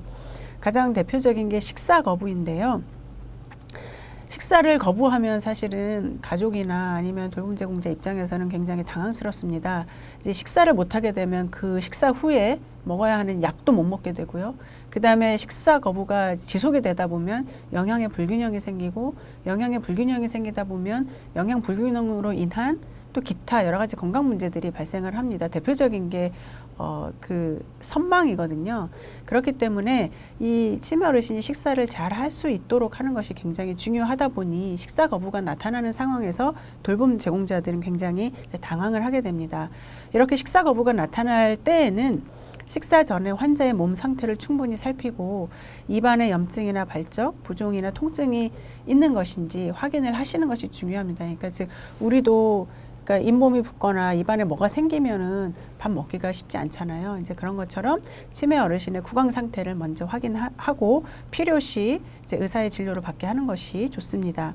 그 다음에 식사 중에는 꾸짖거나 잔소리를 하지 않아야 된다. 우리 밥 먹을 때는 개도 건드리지 않는다라는 이야기를 하잖아요. 그러니까 식사 중에는 치매 어르신한테 이렇게 한다 저렇게 한다 잔소리 꾸짖거나 하는 거 삼가해 주시면 좋을 것 같습니다. 그리고 어떤 경우에는 다른 일에 지나치게 몰두를 하고 있다 보면 식사하는 것을 잊어야 될 때가 있어요. 특히 배회 환자 같은 경우에는 배회를 하다 보니 식사에 별로 관심이 없고 식사를 하시라고 식탁에 앉혀놓아도 그냥 또 다시 배회를 하게 됩니다. 그럴 때는 식사 시간입니다 라고 상황을 명확하게 설명을 하시는 것이 좋고요. 또 망상이 있는 경우에 예를 들면 내 침대 밑에서 아이들이 놀고 있기 때문에 나는 얘네들을 지켜야 돼서 나는 밥을 먹을 수가 없다. 밥을 먹으러 갈 수가 없다 라고 거부를 하는 경우가 있어요. 그럴 경우에는 어떻게 해요? 이 망상의 원인이 되는 걸 없애줘야 되잖아요. 아이들도 가서 밥을 먹고 오라고 이야기를 했으니 식사를 하러 갑시다. 그리고 지금은 식사 시간입니다 라고 명확하게 이야기를 해 주시는 것이 도움이 됩니다. 그리고 쉽게 자신의 관심거리에서 벗어나지 못한다면 김밥, 빵 등 들고 다니면서 먹는 음식을 준비해 주시면 도움이 됩니다. 특히 배회하시는 치매 어르신 같은 경우에 간단한 간식거리를 이제 주머니에 들고 다니면서 먹을 수 있게 해주면 이제 영양 부족을 예방할 수 있게 되기도 합니다. 경우에 따라서는 잠시 후에 다시 한번 음식을 권해보는 것이 도움이 됩니다. 특히 여기서 이제 돌봄 제공자가 사용해야 될 그런 방법 중에 하나는 융통성이에요. 그래서 지금 만약에 식사를 거부를 할 경우에는 무조건 지금 먹어야 된다고 실갱이를 하시지 말고요. 그러면 알겠다. 지금은 요거를 하고 조금 있다가 원할 때 다시 식사를 드릴게요 라고 이야기를 하고 이분이 다시 뭔가 먹을 준비가 되어 있을 때 식사를 다시 제시를 해보시는 것이 이제 도움이 될 수 있습니다. 약물 복용입니다. 약물 복용을 거부를 하는 경우도 굉장히 당황스러워요. 왜냐하면 만성질환 관리를 위해서 꾸준히 복용을 해야 되는 약물을 거부를 하게 되는 경우에는 또 이제 치매 어르신한테 더 안 좋은 증상이 나타나게 될 수 있기 때문에 이런 경우에는 조금 민감하게 대처를 하셔야 됩니다. 특히 치매 환자는 자신의 병을 제대로 인식하지 못해서 약을 먹을 필요가 없다라고 생각을 하거나 약을 이물질로 생각해서 뱉는 경우가 종종 있습니다. 이런 경우에는 환자가 좋아하는 음식에 약을 섞어서 약을 먹는다는 인식이 없이 복용할 수도 있는데요. 사실은 이거는 좀 비도덕적인 행동일 수도 있습니다. 왜냐하면 음식에다가 약을 섞어서 먹이는 거는 뭔가를 속인다라는 거잖아요. 그래서 이 방법이 정답은 아니지만 그럼에도 불구하고 이 약을 꼭 먹어야 할 경우에는 이런 방법을 활용할 수도 있습니다. 다행히 이런 방법을 활용을 했을 때 치매 환자가 약을 잘 먹는다면 괜찮을 것 같아요. 그런데 문제는 음식에 약을 섞는다라는 걸 치매 환자가 알게 되고 그 경우에 모든 음식을 거부를 해버리면 더 큰 문제가 발생을 할 수 있기 때문에 굉장히 주의를 하셔야 될 것 같고요. 그 다음에 우리 하얀 거짓말이라는 것이 있듯이 그거는 뭐예요? 좋은 뜻으로 거짓말을 하는 거잖아요. 이 사람을 위해서. 이제 그런 것처럼 원래 기본적으로는 음식에다가 약을 섞는 것은 바람직하지 못하나 꼭 먹어야 되는 경우에는 이렇게 약을 섞어서 먹게 할 수도 있다. 이것은 하얀 거짓말과 같은 것이다 라고 이해를 하시면 될 것 같습니다. 그렇지만 투약 거부가 너무 심한 경우에는 담당 의사와 상의를 해서 약물의 형태, 투약 방법, 순서 등을 변경을 하시는 것이 좋습니다. 목욕을 거부할 때는 어떻게 해야 될지 또 한번 봅시다. 목욕을 거부하는 경우의 대표적인 경우가 이런 경우예요. 몸이 더러운데도 목욕이나 옷 갈아입기를 거부하는 경우인데요. 더러우니까 몸을 씻으세요. 욕조에 들어가세요. 냄새나니까 속옷을 갈아입으세요. 옷을 갈아입으세요. 이런 것처럼 지시하거나 명령하는 것을 피하는 것이 좋습니다. 이렇게 지시하거나 명령을 하면 싫어, 안 해, 뭐 이렇게 되거든요. 그래서 그거보다는 일단 왜 이분이 목욕하는 것을 거부할까 원인을 파악하는 게 중요합니다. 그래서 일반적인 대처 방법의 가장 첫 번째가 관찰을 하고 원인을 파악하라고 했잖아요. 목욕에 대한 거부도 마찬가지인데 일단 원인을 파악하는 게 중요하고요. 욕실이라는 공간이 치매 어르신이 목욕을 할 때 기분이 좋아질 수 있게끔 만들어주는 것. 그 방법이 굉장히 중요합니다. 그래서 욕실의 조명이 어둡거나 욕실이라는 공간에 대한 거부감이 두려움 때문에 목욕을 거부하는 경우라면 조명을 밝게 하거나 이동식 욕조를 사용해서 거실이나 방에서 목욕을 할 수도 있습니다. 그리고 물에 대한 거부감이나 두려움이 있는 경우에는 돌봄 제공자가 먼저 물로 씻는 것을 보여주고 환자가 씻을 수 있도록 유도하는 것이 좋습니다. 예를 들면 보세요. 이렇게 샤워기를 팔에다 대면서 괜찮아요. 어머니도 한번 해보세요. 라든지 하면서 직접 보여주면서 하는 것이 도움이 될 수 있고요. 그 다음에 물의 온도가 너무 뜨겁거나 차지 않도록 하고요. 환자가 볼 수 있게 천천히 손이나 발에 먼저 물을 데워보는 방법이 좋습니다. 그리고 맨살을 드러내는 것이 싫다면 손, 발, 얼굴만 씻고 서서히 부위를 넓히거나 입던 상하에 속옷을 입은 채로 시작하고 나중에 벗도록 유도하는 것도 도움이 됩니다. 이게 어떻게 보면은 가장 우리가 간과하기 쉬운 부분인데요. 치매 어르신들도 자존감이 있습니다. 인간으로서의 존엄성을 존중해 주셔야 됩니다. 치매 어르신이기 때문에 돌봄 제공자가 목욕을 시켜주는 것을 자기 몸을 다 드러내놓고도 아무런 감정이 들지 않는다라고 하는 것은 큰 오산입니다. 그래서 치매 어르신도 아직까지도 부끄러움도 느끼고요. 그 다음에 자아 존중감도 있고요. 그렇기 때문에 가급적이면 그분이 자신의 중요 부위를 씻어야 될 때에는 그분이 씻을 수 있도록 해주고요. 그 다음에 예를 들면 누군가가 씻어줘야 된다면, 도움을 줘야 된다 그러면 중요 부위를 수건으로 덮은 상태에서 목욕을 한다든지 하는 방법으로 좀 프라이버시를 존중해주는 접근 방법이 또 목욕 거부를 조금 감소시킬 수 있는 방법이 될 수 있을 것 같습니다. 그리고 목욕 시 통증이 문제가 된다면 통증을 최소화할 수 있는 방법을 선택해라. 아까 제가 말씀드렸던 것처럼 그 통증 약을 미리 먹고 그 효과가 나타날 때쯤에 목욕을 한다 그러면 관절염 때문에 너무 아파서 목욕하기 거부하는 경우 같은 경우에 예방을 할 수 있다고 말씀드렸잖아요. 그 다음에 칭찬 혹은 격려를 적절히 활용한다. 예, 이것도 굉장히 중요해요. 그래서 뭔가를 안 하려고 했을 때 그거를 하게 된 경우에 적극적으로 조금씩 도와줄 때 그거에 대해서 너무 도와줘서 고맙다. 이런 칭찬의 표현을 자꾸 해주시면 이제 목욕을 시작했을 때 끝까지 잘 마무리를 할 수가 있습니다. 그리고 아까 말씀드렸던 것처럼 수치심을 느끼지 않도록 조심스럽게 목욕을 돕는 방법이 필요합니다. 또 마지막으로 요양보호사의 방문을 거부하고 무시하는 경우가 있는데요. 사실은 치매 어르신들이 요양보호사가 주기적으로 방문을 하는 것에 대해서 굉장히 거부감을 갖고 있게 되는 경우도 있습니다. 그렇지만 그럼에도 불구하고 약속한 날에는 거절을 당하더라도 반드시 방문을 해야 지속적으로 저 사람이 나를 보고 오는구나 라는 그런 어떤 안심감, 익숙함 이런 것들이 조금 생길 때까지 시간이 어느 정도 필요하거든요. 그렇기 때문에 거절 당하더라도 반드시 방문을 하는 것이 좋고요.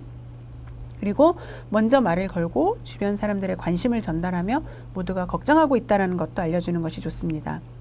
또 여기 보시는 것처럼 완고해 보이는 치매 환자라도 속으로는 자신에게 관심 보여주고 걱정해 주기를 바라고 있을 수도 있다.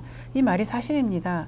치매 어르신도 관심을 기대합니다. 그렇기 때문에 처음에는 나 저 사람 몰라, 낯설어 이렇게 피하다가도 그 사람이 정말 진심으로 자기한테 관심을 보여주고 자신의 이야기를 잘 들어주고 옆에서 자기를 도와주고 하는 것들을 지속적으로 그런 관계를 경험을 하다 보면 점차적으로 마음을 열게 되거든요. 그래서 이제 그런 부분을 이해하고서라도 이제 그 약속한 날에는 거절당하더라도 반드시 방문을 하는 것이 좋고요. 그리고 계속 거절하고 거부하는 행동을 통해서 요양보호사의 반응을 관찰하는 것일 수 있습니다. 아까 말씀드렸던 것처럼 내가 이렇게 했을 때 저 사람이 어떻게 나올지, 내가 이렇게 함에도 불구하고 저 사람이 나한테 계속적으로 나한테 와주고 나한테 말을 걸어주고 나한테 도움을 주고 하면 그거 자체로도 치매 환자는 이제 안심을 하게 되는 거거든요. 이제 그렇게 되면 점차적으로 관계가 좋아질 수 있고 이제 요양보호사의 방문을 거부하던 행동들도 이제 사라질 수가 있기 때문에 이제 그런 접근 방법을 사용하시면 좋을 것 같습니다. 다음은 뒤적거리기와 모아두기입니다. 사실 뒤적거리기는 예를 들면 뭔가 서랍을 계속 뒤적뒤적 하는 거예요. 그래서 깔끔하게 다 정돈을 해놨는데 또 다시 열어서 뒤적뒤적거리고 다 이제 어지럽혀 놓고 하는 것들이고요. 모아두기는 뭔가 물건을 계속 모아두는 거예요. 대표적인 게 뭐 각설탕 같은 거 침대 밑에 모아둔다든지, 밖에 돌아다니다가 쓰레기통에서 두루마리, 휴지, 쓰레기 이런 것만 계속 집으로 가지고 와서 한 곳에 모아둔다든지 하는 그런 것들입니다. 그래서 특히 이 뒤적거리기 같은 경우는 일반적인 원인이 감각 자극이 결핍되었거나 무료함, 무슨 일인가를 해야 한다라는 생각 때문입니다. 좀 나도 좀 뭔가 좀 생산적이고 싶은 마음, 그런 것 때문에 나름대로는 서랍도 열어서 정돈하고 하는데 그게 돌봄 제공자 입장에서 볼 때는 다 정돈해 놓은 거를 흐트러뜨리는 것 같은, 뭔가를 계속 뒤적뒤적 하고 있는 것처럼 보이는데 사실 치매 어르신 입장에서는 나름대로 열심히 정리를 하고 있는 모습일 수 있거든요. 그렇고요. 그 다음에 다음 슬라이드에 있는 것처럼 모아두기의 일반적인 원인은 익숙한 장소 또는 소유물을 잃어버린 경험이나 과거에 풍족하지 못하게 지냈던 때만을 기억해서 모아두었다가 써야겠다라는 생각, 이 생각 때문에 모아두기를 하는 경우가 많습니다. 그렇기 때문에 이런 경우는 치매 환자의 과거의 삶에 대한 구체적인 정보를 얻는 것이 매우 도움이 될 수 있습니다. 그래서 뒤적거리기 혹은 모아두기가 나타나는 경우에 도움이 되는 방법은 뭔가 일거리를 제공을 하는 거예요. 그래서 뭐 화분에 물 주기, 동물 먹이 주기, 콩나물 다듬기나 콩 고르기, 빨래 개기 이런 것처럼 뭔가 소일거리를 제공을 해서 이 환자도 뭔가 생산적인 일을 할 수 있고 가정에 도움이 될 수 있다라는 감정을 느낄 수 있도록 하는 것이 매우 중요합니다. 우리가 흔히 생각하는 가장 잘못된 접근 방법 중에 하나는 치매 어르신이기 때문에 기억력도 떨어지고 신체 기능도 떨어지고 언어 능력도 떨어져서 이것도 못하고 저것도 못하고, 그러니까 이것도 시키지 말고 이것도 내가 해줘야 되고 저것도 내가 해줘야 되고 모든 것을 다 돌봄 제공자가 해줘야 된다라는 그런 마음가짐을 버리는 건데요. 제가 앞서서 말씀드렸던 것처럼 못하는 것에서 벗어나서 치매 어르신이 아직도 할 수 있는 거, 아직도 기억할 수 있고 아직도 남아있는 능력이 무엇인지 이런 것에 초점을 맞춰서 접근하는 게 중요합니다. 이게 대표적인 방법이 일거리를 제공을 하는 건데요. 치매 어르신이 잘 할 수 있고 그 다음에 이 일을 함으로써 좀 뿌듯함을 느낄 수 있는 그런 일거리는 가급적이면 많이 제공을 해 주시는 것이 치매 어르신들한테도 도움이 되고 돌봄 제공자한테도 도움이 될 수 있습니다. 그래서 좀 일거리를 제공하도록 하자 하는 것이 이제 가장 중요한 접근 방법이 될 수 있을 거고요. 그다음 또 하나는 아까 우리가 편의라는 걸 이야기했었죠. 정신행동 증상의 돌봄의 그 원칙 중에 이제 편의를 제공하는 부분이 있었어요. 그건 뭐였냐면 돌봄 제공자가 그 돌봄 제공자의 스트레스도 감소하면서 치매 어르신이 그 어떤 일을 하고자 하는 그런 욕구를 해결할 수 있도록 환경을 제공을 하는 게 편의라고 했잖아요. 이제 그런 것처럼 뒤적거릴 수 있는 물건을 제공해 주는 거예요. 이런 상자 같은 한 곳에다가 상자 같은 곳에다가 치매 어르신이 좋아하는 물건, 여자 어르신 같은 경우에는 여러 가지 천조각 같은 게 될 수가 있을 거고요. 남자 어르신 같은 경우에는 여러 가지 뭐 공구함에 있는 그런 공구 이런 거가 될 수도 있을 것 같아요. 이제 이런 것들을 아예 통에다가 담아주고 이거를 실컷 뒤적뒤적하고 정돈하게끔 해주는 거예요. 이게 이제 편의의 한 방법일 수 있는데 그렇게 할 수 있는 특별한 장소를 만들어주는 것이 도움이 되고요. 그래서 단추나 공구 등과 같이 주제가 있는 물건을 제공을 하면 회상을 하면서 뒤적거릴 수 있기 때문에 더욱 도움이 될 수 있습니다. 그 다음에 그 다음은 일몰증후군이에요. 일몰증후군이라는 거 여러분 앞에서 아마 설명을 들으셨을 것 같아요. 일몰증후군은 이제 오후가 되면서 치매 노인의 상태가 좀 더 나빠지고 여러 가지 증상들이 나타나게 되는 건데요. 뭐 피곤함 때문일 수도 있고요. 그 다음에 어떤 스트레스의 역치가 낮아지기 때문에 이런 증상이 나타날 수 있게도 되는데요. 이때는 오전에 되도록이면 활발하게 움직이게 하고 점심 이후에는 편안히 쉬도록 하는 것이 도움이 됩니다. 그리고 방에 은은한 조명을 켜놓고 조용한 음악을 틀거나 좋아하는 TV 프로그램을 켜놓는 것이 심리적인 안정을 유도할 수 있습니다.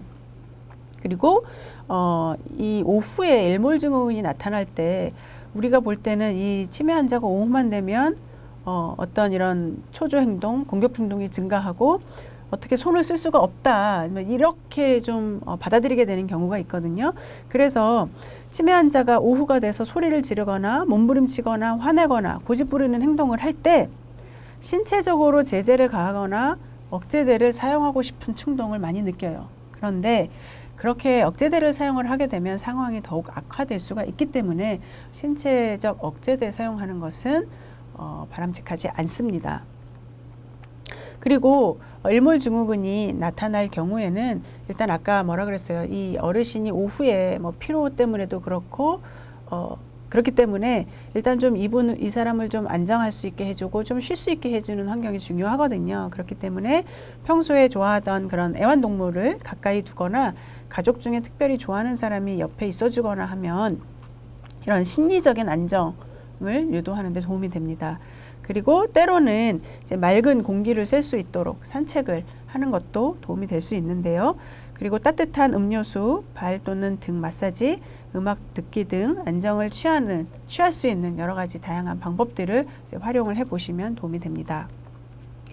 그 다음 부적절한 성적 행동입니다. 이 부적절한 성적 행동은 사실은 이제 치매가 많이 진행이 되면서 일반적으로 치매 어르신들은 성에 대한 흥미가 떨어집니다. 그래서 사실은 이 성적 행동이 자주 나타나는 증상은 아닌데 그럼에도 불구하고 부적절한 성적 행동을 보이는 치매 어르신들이 계십니다. 그래서 예를 들면 뭐 사람이 많은 곳에서 막 옷을 벗어 제낀다든지 아니면 뭐 요양보호사가 방문을 했을 때 요양보호사한테 어떤 좀 이런 야한 이야기를 한다든지 아니면 신체적 접촉을 한다든지 하는 이제 그러한 행동들이 이제 포함이 될 수 있는데요. 어떻게 보면 제3자의 입장에서는 부적절한 성적 행동을 하는 것처럼 보이기도 하지만 치매 어르신 입장에서는 뭔가 충족되지 못한 욕구를 표현하는 방법으로 나타나는 것일 수도 있습니다. 예를 들면 너무 더운 환경인데 더우니까 나 너무 여기가 더우니까 나를 시원하게 해다오 라는 걸 표현하지 못하게 되는 경우는 그냥 아무 생각 없이 옷을 벗게 되는 거거든요. 근데 제3자가 볼 때는 저 사람은 지금 이렇게 사람이 많은 데서 옷을 막 벗는다. 부적절한 성적 행동이야. 이렇게 이야기할 수도 있는 거거든요. 그렇기 때문에 치매 어르신이 보이는 부적절한 성적 행동에 대해서 일단은 관찰을 하시고 도대체 원인이 무엇인지 파악을 해보고 그 다음에 접근을 하시는 것을 권장드리고 싶습니다.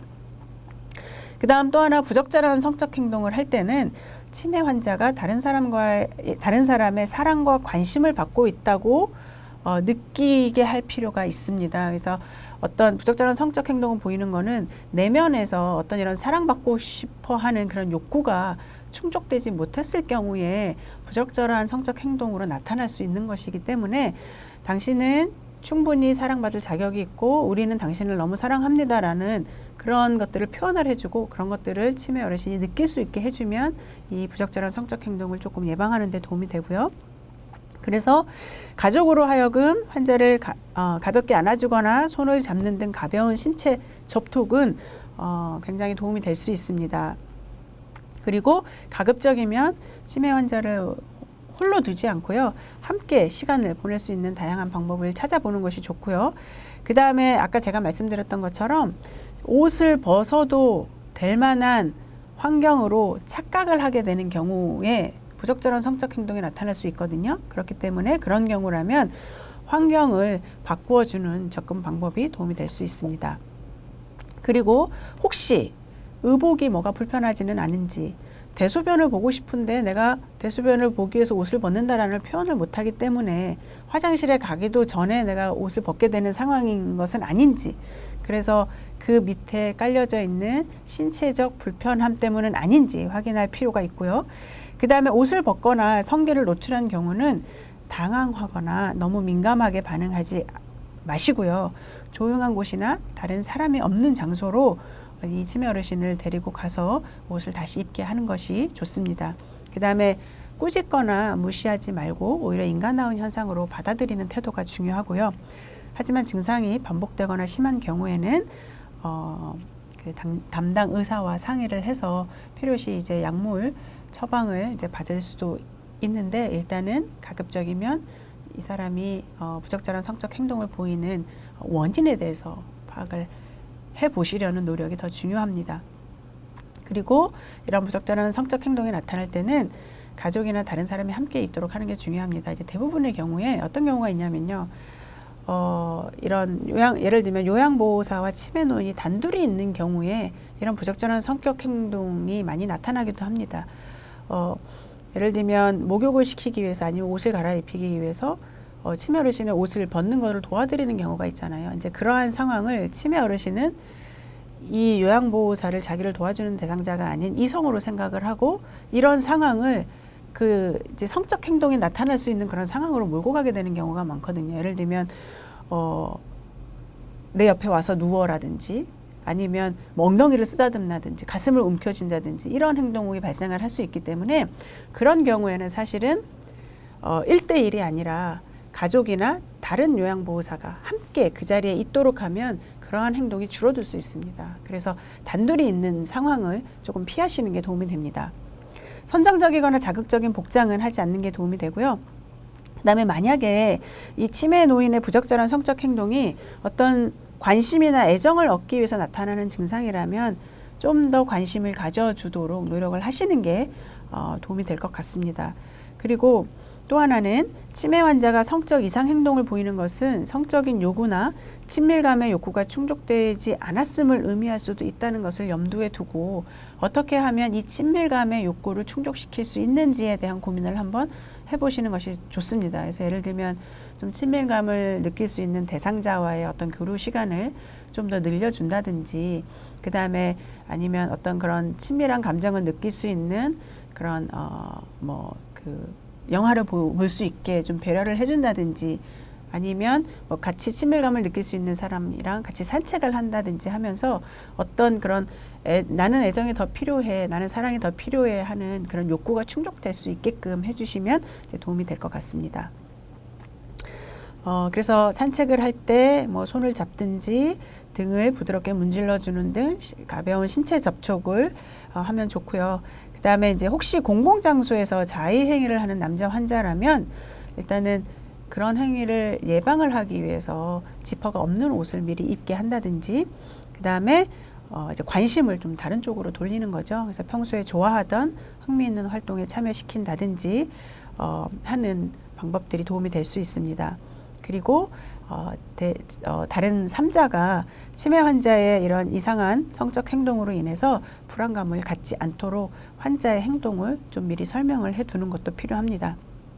그리고 치매 환자가 성적으로 너무 지나친 관심을 보이게 되면 공공장소에 가는 것을 좀 삼가고요. 이성과의 접촉을 제한해서 어떤 사고를 예방을 하는 것이 필요하기도 합니다.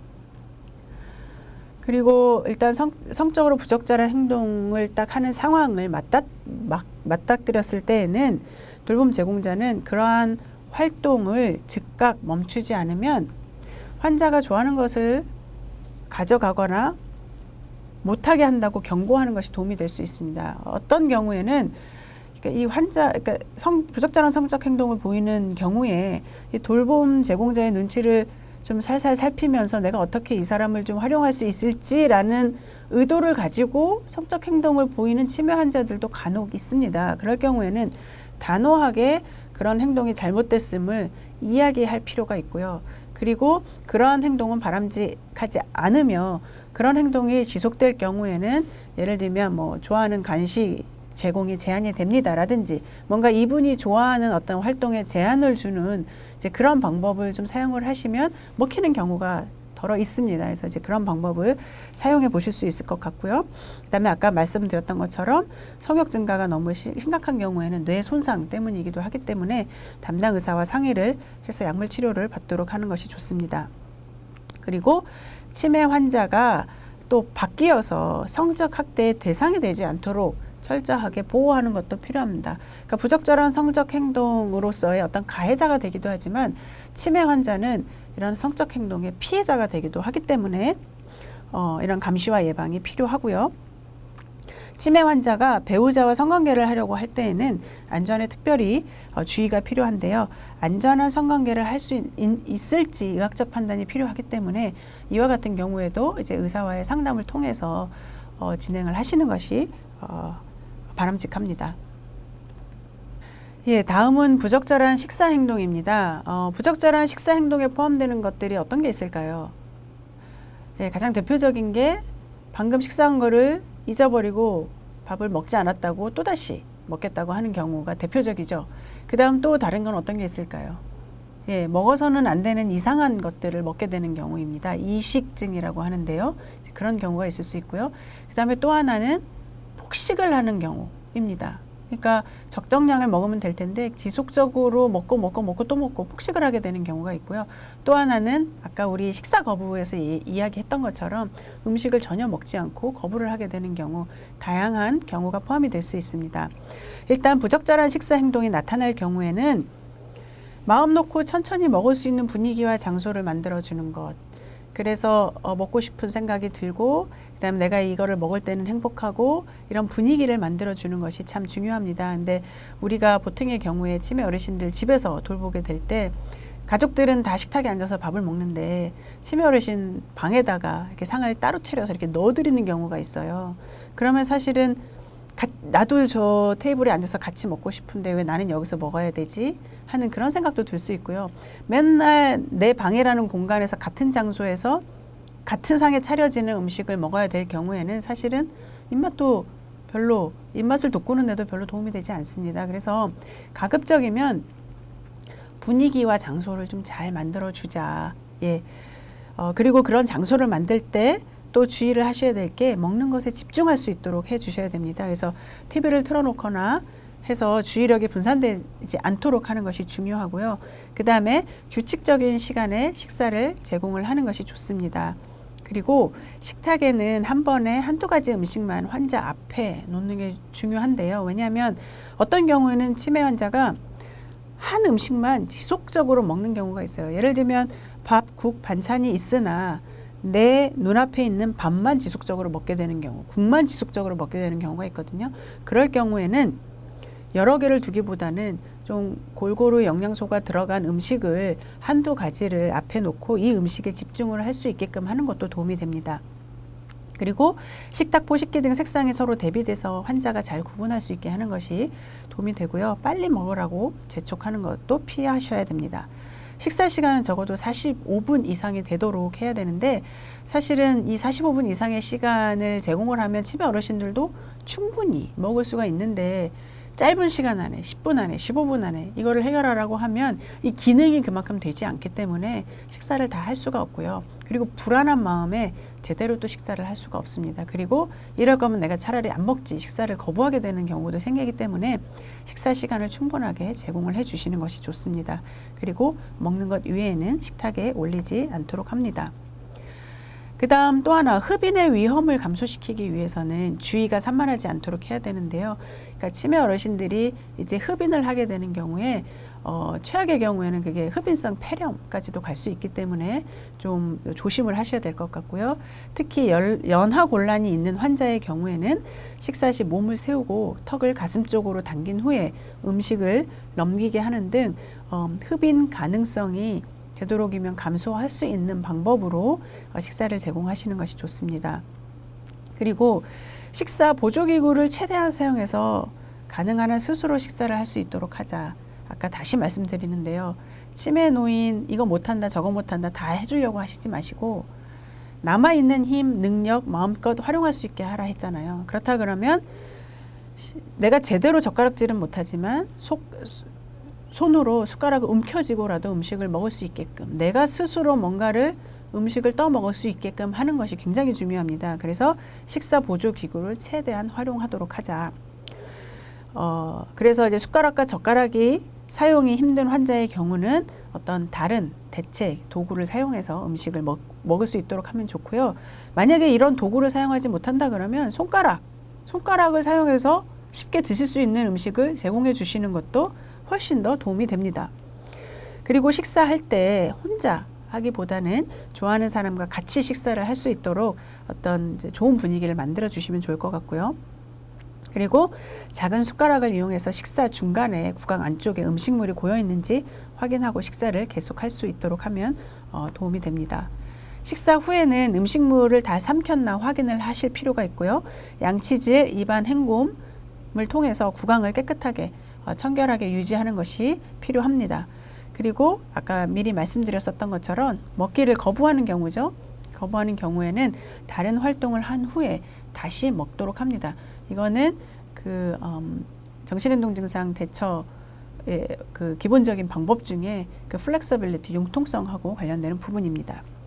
그다음에 환자의 식사 시간과 식사량을 점검해서 영양적으로 균형 잡힌 식사를 규칙적으로 할 수 있도록 배려하고요.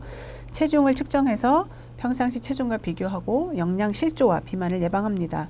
그리고 먹었는데도 지속적으로 먹고 폭식을 하게 되는 경우에는 그릇의 크기를 조정을 해서 식사량을 조정을 할 수가 있습니다. 이러한 방법들을 활용해 보시기를 기대하고요. 그 다음 부적절한 식사 행동을 보일 때 이제 가장 올바른 태도는 화를 내거나 대립하지 않는 것입니다. 그래서 예를 들면 식사를 했는데도 밥을 자꾸 달라고 해요. 그러면 아니 좀 전에 밥을 드셨는데 무슨 말씀이세요? 방금 좀 전에 차려드렸잖아요 하면서 이렇게 엄포를 놓는다든지 하면 굉장히 무안해지겠죠. 이제 그런 것보다는 지금 준비하고 있으니 조금만 더 기다리세요 라고 친절하게 이야기를 한다든지 이미 한번 식사를 하고 난 다음이라도 뭔가가 부족하구나 하는 그런 생각으로 지금 준비하고 있으니 조금만 더 기다려주세요. 아까 드셨는데 뭐가 좀 더 부족하신 모양이시군요. 제가 이러이러한 거를 준비해서 드릴게요 라고 말씀을 해 주시는 것이 오히려 그 상황을 조금 더 부드럽게 만드는 방법입니다. 그리고 위험한 물건을 먹지 못하도록 치우는 건 당연한 거고요. 그 다음에 그 먹지 못하도록 치울 때 그거를 빼앗기지 않으려고 하는 경우도 많아요. 이제 그런 경우에는 아까 관심을 다른 데로 돌리라고 했잖아요. 그것처럼 환자가 좋아하는 다른 간식과 그거를 교환하는 방법을 사용을 하시면 좋습니다. 그리고 자꾸 식사를 했음에도 밥을 안 먹었다고 밥을 또 먹겠다고 하는 경우가 되겠죠. 금방 식사한 것을 알 수 있도록 먹고 난 식기를 일단 잠시 그대로 두어서 본인 스스로가 내가 이미 식사를 했구나라는 것을 인지할 수 있도록 하는 방법도 도움이 될 수 있습니다. 예, 다음은 비정상적인 배설 행동입니다. 비정상적인 배설 행동이라고 하면 여러분들 가장 먼저 떠오르시는 게 어떤 거가 있나요? 예, 화장실이 아닌 곳에서 배설하는 경우입니다. 그리고 또 하나, 본인이 배설한 것을 가지고 장난을 하는 경우죠. 예를 들면 벽에 바른다든지 바닥에 문지른다든지 하는 것들. 그 다음에 세 번째는 지속적으로 화장실에 가고자 하려는 것입니다. 그리고 마지막으로는 자신이 배설한 거를 배설물이라고 생각하지 못하고 먹게 되는 경우도 생기는 건데요. 이제 이러한 다양한 비정상적인 배설 행동이 나타날 때 어떻게 대처를 해야 되는지 한 가지씩 살펴보도록 합시다. 첫 번째로 화장실이 아닌 곳에서 배설을 하는 경우입니다. 이런 경우는 일단 같은 시간에 배별을 하도록 습관을 들이는 것이 되게 중요한데요. 특히 식사 후에 장 운동이 활발해지기 때문에 식사 후에 배변을 할 수 있는 습관을 좀 갖도록 하는 것이 좋고요. 그 다음에 화장실을 찾기 쉽게 표시하거나 항상 실내등을 켜놓고 화장실 문을 열어놓는 것도 도움이 될 수 있습니다. 그리고 방을, 그러니까 찜어르신이 주로 사용하시는 방을 화장실 가까운 곳으로 옮긴다든지 혹은 간이 변기를 방에다가 갖다 두시는 것도 어떤 환경적으로 좀 조절을 해보시는 것이 도움이 되고요. 그 다음에 배설 행동에 대해서 반복적으로 환자의 수준에 맞게 설명하고 잘한 경우 환자가 좋아하는 것을 제공한다. 이거는 어떻게 보면 우리 행동치료요법인데요. 치매 환자가 제대로 화장실에서 배설을 했을 경우에는 그것에 대해서 칭찬을 해주고 또다시 그런 행동을 할 수 있게끔 격려를 해주시는 것이 반복적으로 그런 행동을 할 수 있게끔 유도하는 좋은 방법이 될 수 있습니다.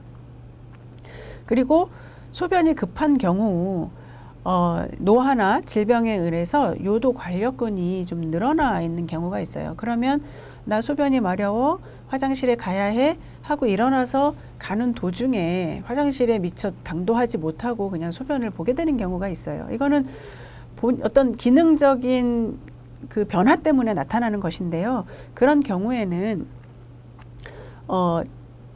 화장실에 반복적으로 모시고 가는 것이 필요하고요. 이분이 주로 화장실에 가는 시간이 예를 들면 1시간 간격이다, 2시간 간격이다 이런 거를 여러분들이 미리 기억을 해 두셨다가 관찰을 해 두셨다가 조금 미리미리 화장실에 모시고 갈 수 있도록 하는 것이 도움이 됩니다. 그리고 나 화장실에 가고 싶어 라는 표현을 했을 때는 좀 전에 화장실에 다녀오셨는데 왜 또 가셔야 돼요? 라고 하기보다는 예, 화장실에 가시지요 하고 바로 모시고 화장실로 갈 수 있도록 매번 요구에 응해 주도록 하는 것이 좋습니다. 그리고 화장실에 반복해서 가고 싶다는 그런 욕구를 화를 내거나 무시하지 않도록 합니다. 그래서 바로 환자의 요구를 들어줄 수 없다면 환자의 감정과 자존심이 상하지 않도록 유의하면서 제가 요거를 하고 난 다음에 바로 모시고 가겠습니다 라고 정확하게 설명을 해 주셔서 치매 환자가 그것을 이해할 수 있도록 하시는 것이 도움이 되고요. 그 다음 우리가 가장 흔히 하는 실수 중에 하나가 치매 환자들이, 이거는 치매 환자가 아닌 경우도 마찬가지예요. 노인분들이 그런 요실금 증상 때문에 자꾸 화장실을 가고 싶은 경우가 있어요. 그러면 화장실을 어떻게 하면 덜 갈까 하는 방법으로 수분 섭취량을 줄이게 되는 경우가 있는데 이거는 정말 바람직하지 못한 방법입니다. 수분 섭취량을 절대로 줄여서는 안 되고요. 이분이 평소에 섭취하시는 양만큼 충분한 수분을 섭취하시도록 해야 규칙적으로 소변을 보고 화장실에 갈 수 있는 시간이 정해지게 되는 거고요. 그리고 수분 감소로 인한 어떤 2차적으로 나타날 수 있는 감염 증상도 예방을 할 수가 있습니다. 그렇기 때문에 반드시 수분 섭취량을 마음대로 줄여서는 안 된다. 기억해 주시면 좋을 것 같고요. 그리고 오전이나 낮에는 수분을 충분히 섭취하도록 하고 저녁에는 가급적이면 수분 섭취를 제한을 하시면 밤에 화장실에 들락날락 거리게 되는 것을 좀 예방할 수 있습니다. 세 번째는 대소변을 손으로 만지거나 벽 등에 바르는 경우인데요. 돌봄 제공자 입장에서는 굉장히 황당해요. 아니 도대체 변을 보고 얌전하게 두면 알아서 치울까? 저걸 가지고 여기저기 다 문질러 놓고 청소만 더 하기 어렵게 만들어 놨네? 화가 너무 나지요. 그리고 이해할 수 없지요. 예. 그런데 그럴 경우에 한번 이거를 생각해 보시면 좋을 것 같아요. 왜 치매 환자들이 자기가 본 이 대소변을 가지고 막 문지르고 장난을 할까요? 예. 사실은 대소변을 본 것에 대해서 나 혼자 이거를 좀 처리하고 싶은 기분이 드는 거예요. 내가 여태까지 했듯이 소변 보고 대변 봤으면 내가 이거를 정리하고 치우고 싶은데 인지기능 저하 때문에 이거를 제대로 처리하지 못하게 되는 경우에 제3자가 봤을 때는 그 대변이나 소변을 가지고 장난을 하는 것처럼 보이는 거예요. 그리고 이런 경우에 치매 어르신들 같은 경우에는 이 대변을 불결한 것으로 인지하지도 못합니다. 그렇기 때문에 그런 경우를 발견하면 여러분 화가 나시더라도 참으시면 좋을 것 같아요. 너무 화를 내거나 야단을 치거나 소리를 지르시지 않도록 합니다. 너무 과민한 반응을 보이면 환자는 관심을 유발하기 위해 같은 행동을 반복하는 경우가 있습니다. 내가 이렇게 했더니 나한테 더 관심을 가져주네 하는 것이 습관이 될 수가 있기 때문에 그런 경우는 그냥 대변을 조용하게 치우고 없었던 일처럼 행동을 하셔야 다음에 이런 일이 또 발생하는 것을 예방을 할 수가 있는데요. 거기에 대해서 뭐라고 하고 하면 내가 이런 행동을 또 하면 나한테 관심을 주겠구나 하는 그런 생각을 이제 배우게 되거든요. 그래서 이제 그런 상황이 생기지 않을 수 있도록 과민한 반응을 보이지 않도록 하는 것이 좋겠습니다. 그리고 여기 적혀 있는 것처럼 제가 치워드릴게요. 예, 이렇게 그냥 간단하게만 말씀을 하시고 아무렇지도 않은 것처럼 뒤처리를 해서 자존심을 상하지 않도록 하시는 것이 필요합니다. 그리고 일단 대변을 본 거를 막 만지고 있는 경우에는 사실 대변이 끝까지 대변을 시원하게 다 끝까지 못 보게 된 경우도 많습니다. 그렇기 때문에 그때는 바로 이제 기저귀를 사용하게 하는 것보다는 화장실에 가서 충분히 나머지를 다 배설을 할 수 있도록 유도를 하시는 것이 좋을 것 같고요. 그리고 이제 배변 전에 있을 수 있는 여러 가지 낌새를 잘 관찰을 하셨다가 이분이 지금 화장실에 모시고 가야 할 타이밍이구나 라는 것을 캐치를 하시고 바로 화장실에 모시고 가서 배변을 할 수 있도록 이제 유도를 하시는 것이 이런 비정상적인 배설 행동을 예방할 수 있는 방법이 될 수 있겠습니다. 그리고 이제 간혹 항문을 손으로 만져서 대변을 묻히는 경우가 있는데요. 변비 때문에 그럴 수 있기 때문에 이제 반복되면 이제 변비에 대한 이제 치료를 하시는 것이 이제 필요하고요. 그리고 변비를 유발하는 음식은 제공하지 않도록 하는 것이 좋겠습니다.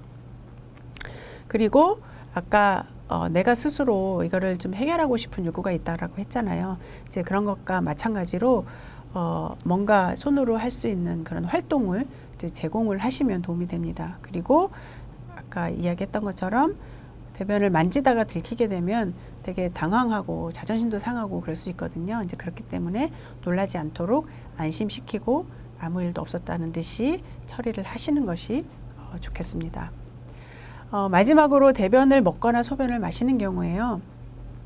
사실 치매 환자는 먹을 거를 찾다가 자신의 변을 먹거나 소변을 마시기도 합니다. 그리고 흙을 집어 먹기도 하고요. 이제 이런 이식증이 생기게 되는 경우가 있는데 이거는 치매가 진행돼서 사물에 대한 식별 능력이 저하되어 먹는 것과 먹지 못하는 것을 구별하지 못하게 되어서 나타나기도 하거나 혹은 배가 고프거나 목이 말라서 나타나는 현상일 수도 있습니다. 내가 배가 고프거나 목이 마른데 뭐라고 표현을 할 수는 없고 주변에 뭔가가 있고 그러니까 그거를 그냥 들고 먹게 되는 경우거든요. 그렇기 때문에 그런 거를 발견했을 때 어머나 이게 웬일이야? 도대체 뭐 하시는 거예요? 하고 화락 달려들게 되면 굉장히 위협적으로 생각이 됩니다. 그래서 뜻하지 않게 또 공격 행동을 맞닥뜨리게 되는 경우도 있기 때문에 그런 경우는 일단 조용히 대변이나 소변을 치우면서 더 맛있는 것을 드릴게요. 혹은 혹시 목이 마르세요? 물 가져올까요? 하고 물을 제공을 한다든지 이 물이 더 맛있어요 라고 물을 권한다든지 해서 그 상황을 자연스럽게 벗어날 수 있도록 유도를 하시는 것이 중요합니다. 그래서 아까 말씀하신 것처럼 이런 표현들은 더러워 죽겠어요. 소변을 마시면 어떡해요. 이러한 표현들은 환자의 수치심을 유발할 수 있기 때문에 피하셔야 됩니다. 그리고 야단을 치거나 말로 설명하기보다는 관심을 다른 쪽으로 유도하는 것이 도움이 되고요. 또 야단을 치면 환자의 혼란과 수치심만 가중시키게 되기 때문에 이런 걸 주의하셔야 될 것 같고요. 그다음에 환자와 가까운 곳에 물과 컵을 미리 준비해두고 간단한 간식을 제공을 하면 굳이 주변에 있는 대변이나 소변을 먹는 경우를 예방을 할 수가 있을 것 같습니다. 그리고 환자를 세심하게 관찰해서 배설 행동을 보이면 화장실로 바로 안내를 하는 것이 도움이 되겠습니다. 그 다음 마지막으로요, 여태까지는 이제 그런 거를 직접 만지거나 먹거나 하는 부분이었는데, 요번에는 본인이 대변이나 소변이 묻은 속옷을 이제 숨기게 되는 경우가 있는데, 본인이 이거를 좀 치우고자 하고 싶은 마음도 크고, 또 하나는 뭔가가 창피한 거예요. 내가 옷에다가 이렇게 소변이나 대변을 봤네? 라는 것이 너무 창피하니까 좀 숨기고 싶은 마음도 없지 않아 들어요. 그러다 보니까 우리가 볼 때는 저분은, 이 치매 환자는 소변이나 대변이 묻은 속옷을 저기다 계속 쌓아두기만 하네. 우리 눈에는 그렇게 보일 수 있지만 이분 입장에서는 나름대로 자기가 스스로 이제 한 대변이나 소변을 처리하는 과정에서 나타날 수 있는 행동입니다.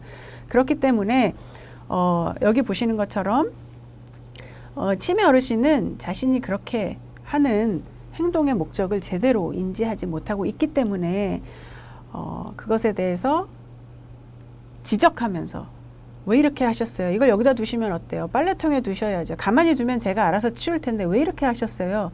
라는 거는 별로 의미가 없고요. 오히려 그냥 부드럽게 말씀하시는 것이 좋아요. 여기보다는 빨래통에 이렇게 넣는 것이 좋겠네요. 라고 시범을 보여줍니다. 그래서 여기다가 이렇게 둔 당신의 행동도 괜찮다. 그렇지만 더 좋은 행동이 있다라는 것을 알게 해주는 것이 도움이 되고요. 그 다음에 환자를 따뜻한 마음으로 포용해 주는 것이 도움이 됩니다. 그리고 야단을 치면 환자는 더 긴장을 하게 되고, 그것이 또 다시 부적절한 배설 행동을 또다시 일으키게 하는 원인이 되기 때문에 야단을 치는 것은 피해 주시면 좋을 것 같습니다. 그리고 방에 물건을 감출 만한 수납 공간을 가능한 한 줄이고요. 쓰레기통은 환자의 눈에 띄지 않는 곳으로 옮겨 놓는 게 좋고요. 규칙적으로 화장실 이용을 유도해 보는 것이 도움이 됩니다. 그리고 사실 배설 의사가 없더라도 화장실에 들어가 있으면 반사적으로 반응이 나타나기도 하기 때문에 이제 규칙적인 시간에 화장실로 안내하시는 것도 도움이 됩니다. 방에 휴대용 변기를 준비해 두시면 POC마다 사용할 수 있으니까 도움이 되고요. 다음, 냄새 등으로 환자의 배변 사실을 감지한다면 신문지 등으로 빨리 닦아낸 다음에 세제로 닦고 마른 걸레로 닦아내면 그런 그 대변이나 소변, 그런 배설물 때문에 이제 나타날 수 있는 이제 그런 불결한 냄새, 환경 등을 정돈을 할 수가 있습니다. 예, 여기까지 제가 부적절한 배설 행동을 마지막으로 치매 어르신들한테 주로 나타날 수 있는 정신행동 증상의 구체적인 대처 방법을 말씀드렸습니다. 처음부터 이제 지금까지 제가 말씀드린 것이 어떻게 보면 굉장히 많은 내용이기도 한데요. 어떻게 보면은 또 간단하게 또 정리될 수도 있습니다. 여러분들이 기억하셔야 될 것은 치매 어르신마다 각자 나타내는 치매의 정신행동 증상이 다 다르며 각각의 정신행동 증상을 보이는 원인도 다 다르기 때문에 일단 개별적으로 접근을 하시는 게 중요하다라는 점과 치매 어르신들이 아직도 할 수 있는 일, 아직도 할 수 있는 능력, 아직도 할 수 있는 무언가가 있다는 것을 늘 염두에 두시고 그 남아있는 힘과 능력을 최대한 발휘할 수 있도록 여러분들께서 주변에서 많이 도와주시고, 그다음 창의적인 방법으로 치매 어르신의 정신행동 증상에 대처를 하시게 된다면 치매 어르신뿐만 아니라 돌봄 제공자의 삶의 질을 향상시키는 데도 도움이 될 수 있다고 생각합니다. 치매 어르신을 돌보는 일이, 그리고 그 중에서도 정신행동 증상을 돌보는 일이 정말 쉽지 않습니다. 그럼에도 불구하고 여러분들이 인내를 가지고 사랑을 가지고 노력을 하시면 그래도 때때로 성공할 때 느끼는 그런 기쁨이 참 크거든요. 이제 그런 거를 보시고 여러분들께서 치매 어르신들한테 조금 더 넓은 마음으로 그렇게 반응을 보여주시면 좋겠다는 생각을 해봅니다. 예, 끝까지 경청해 주셔서 감사합니다.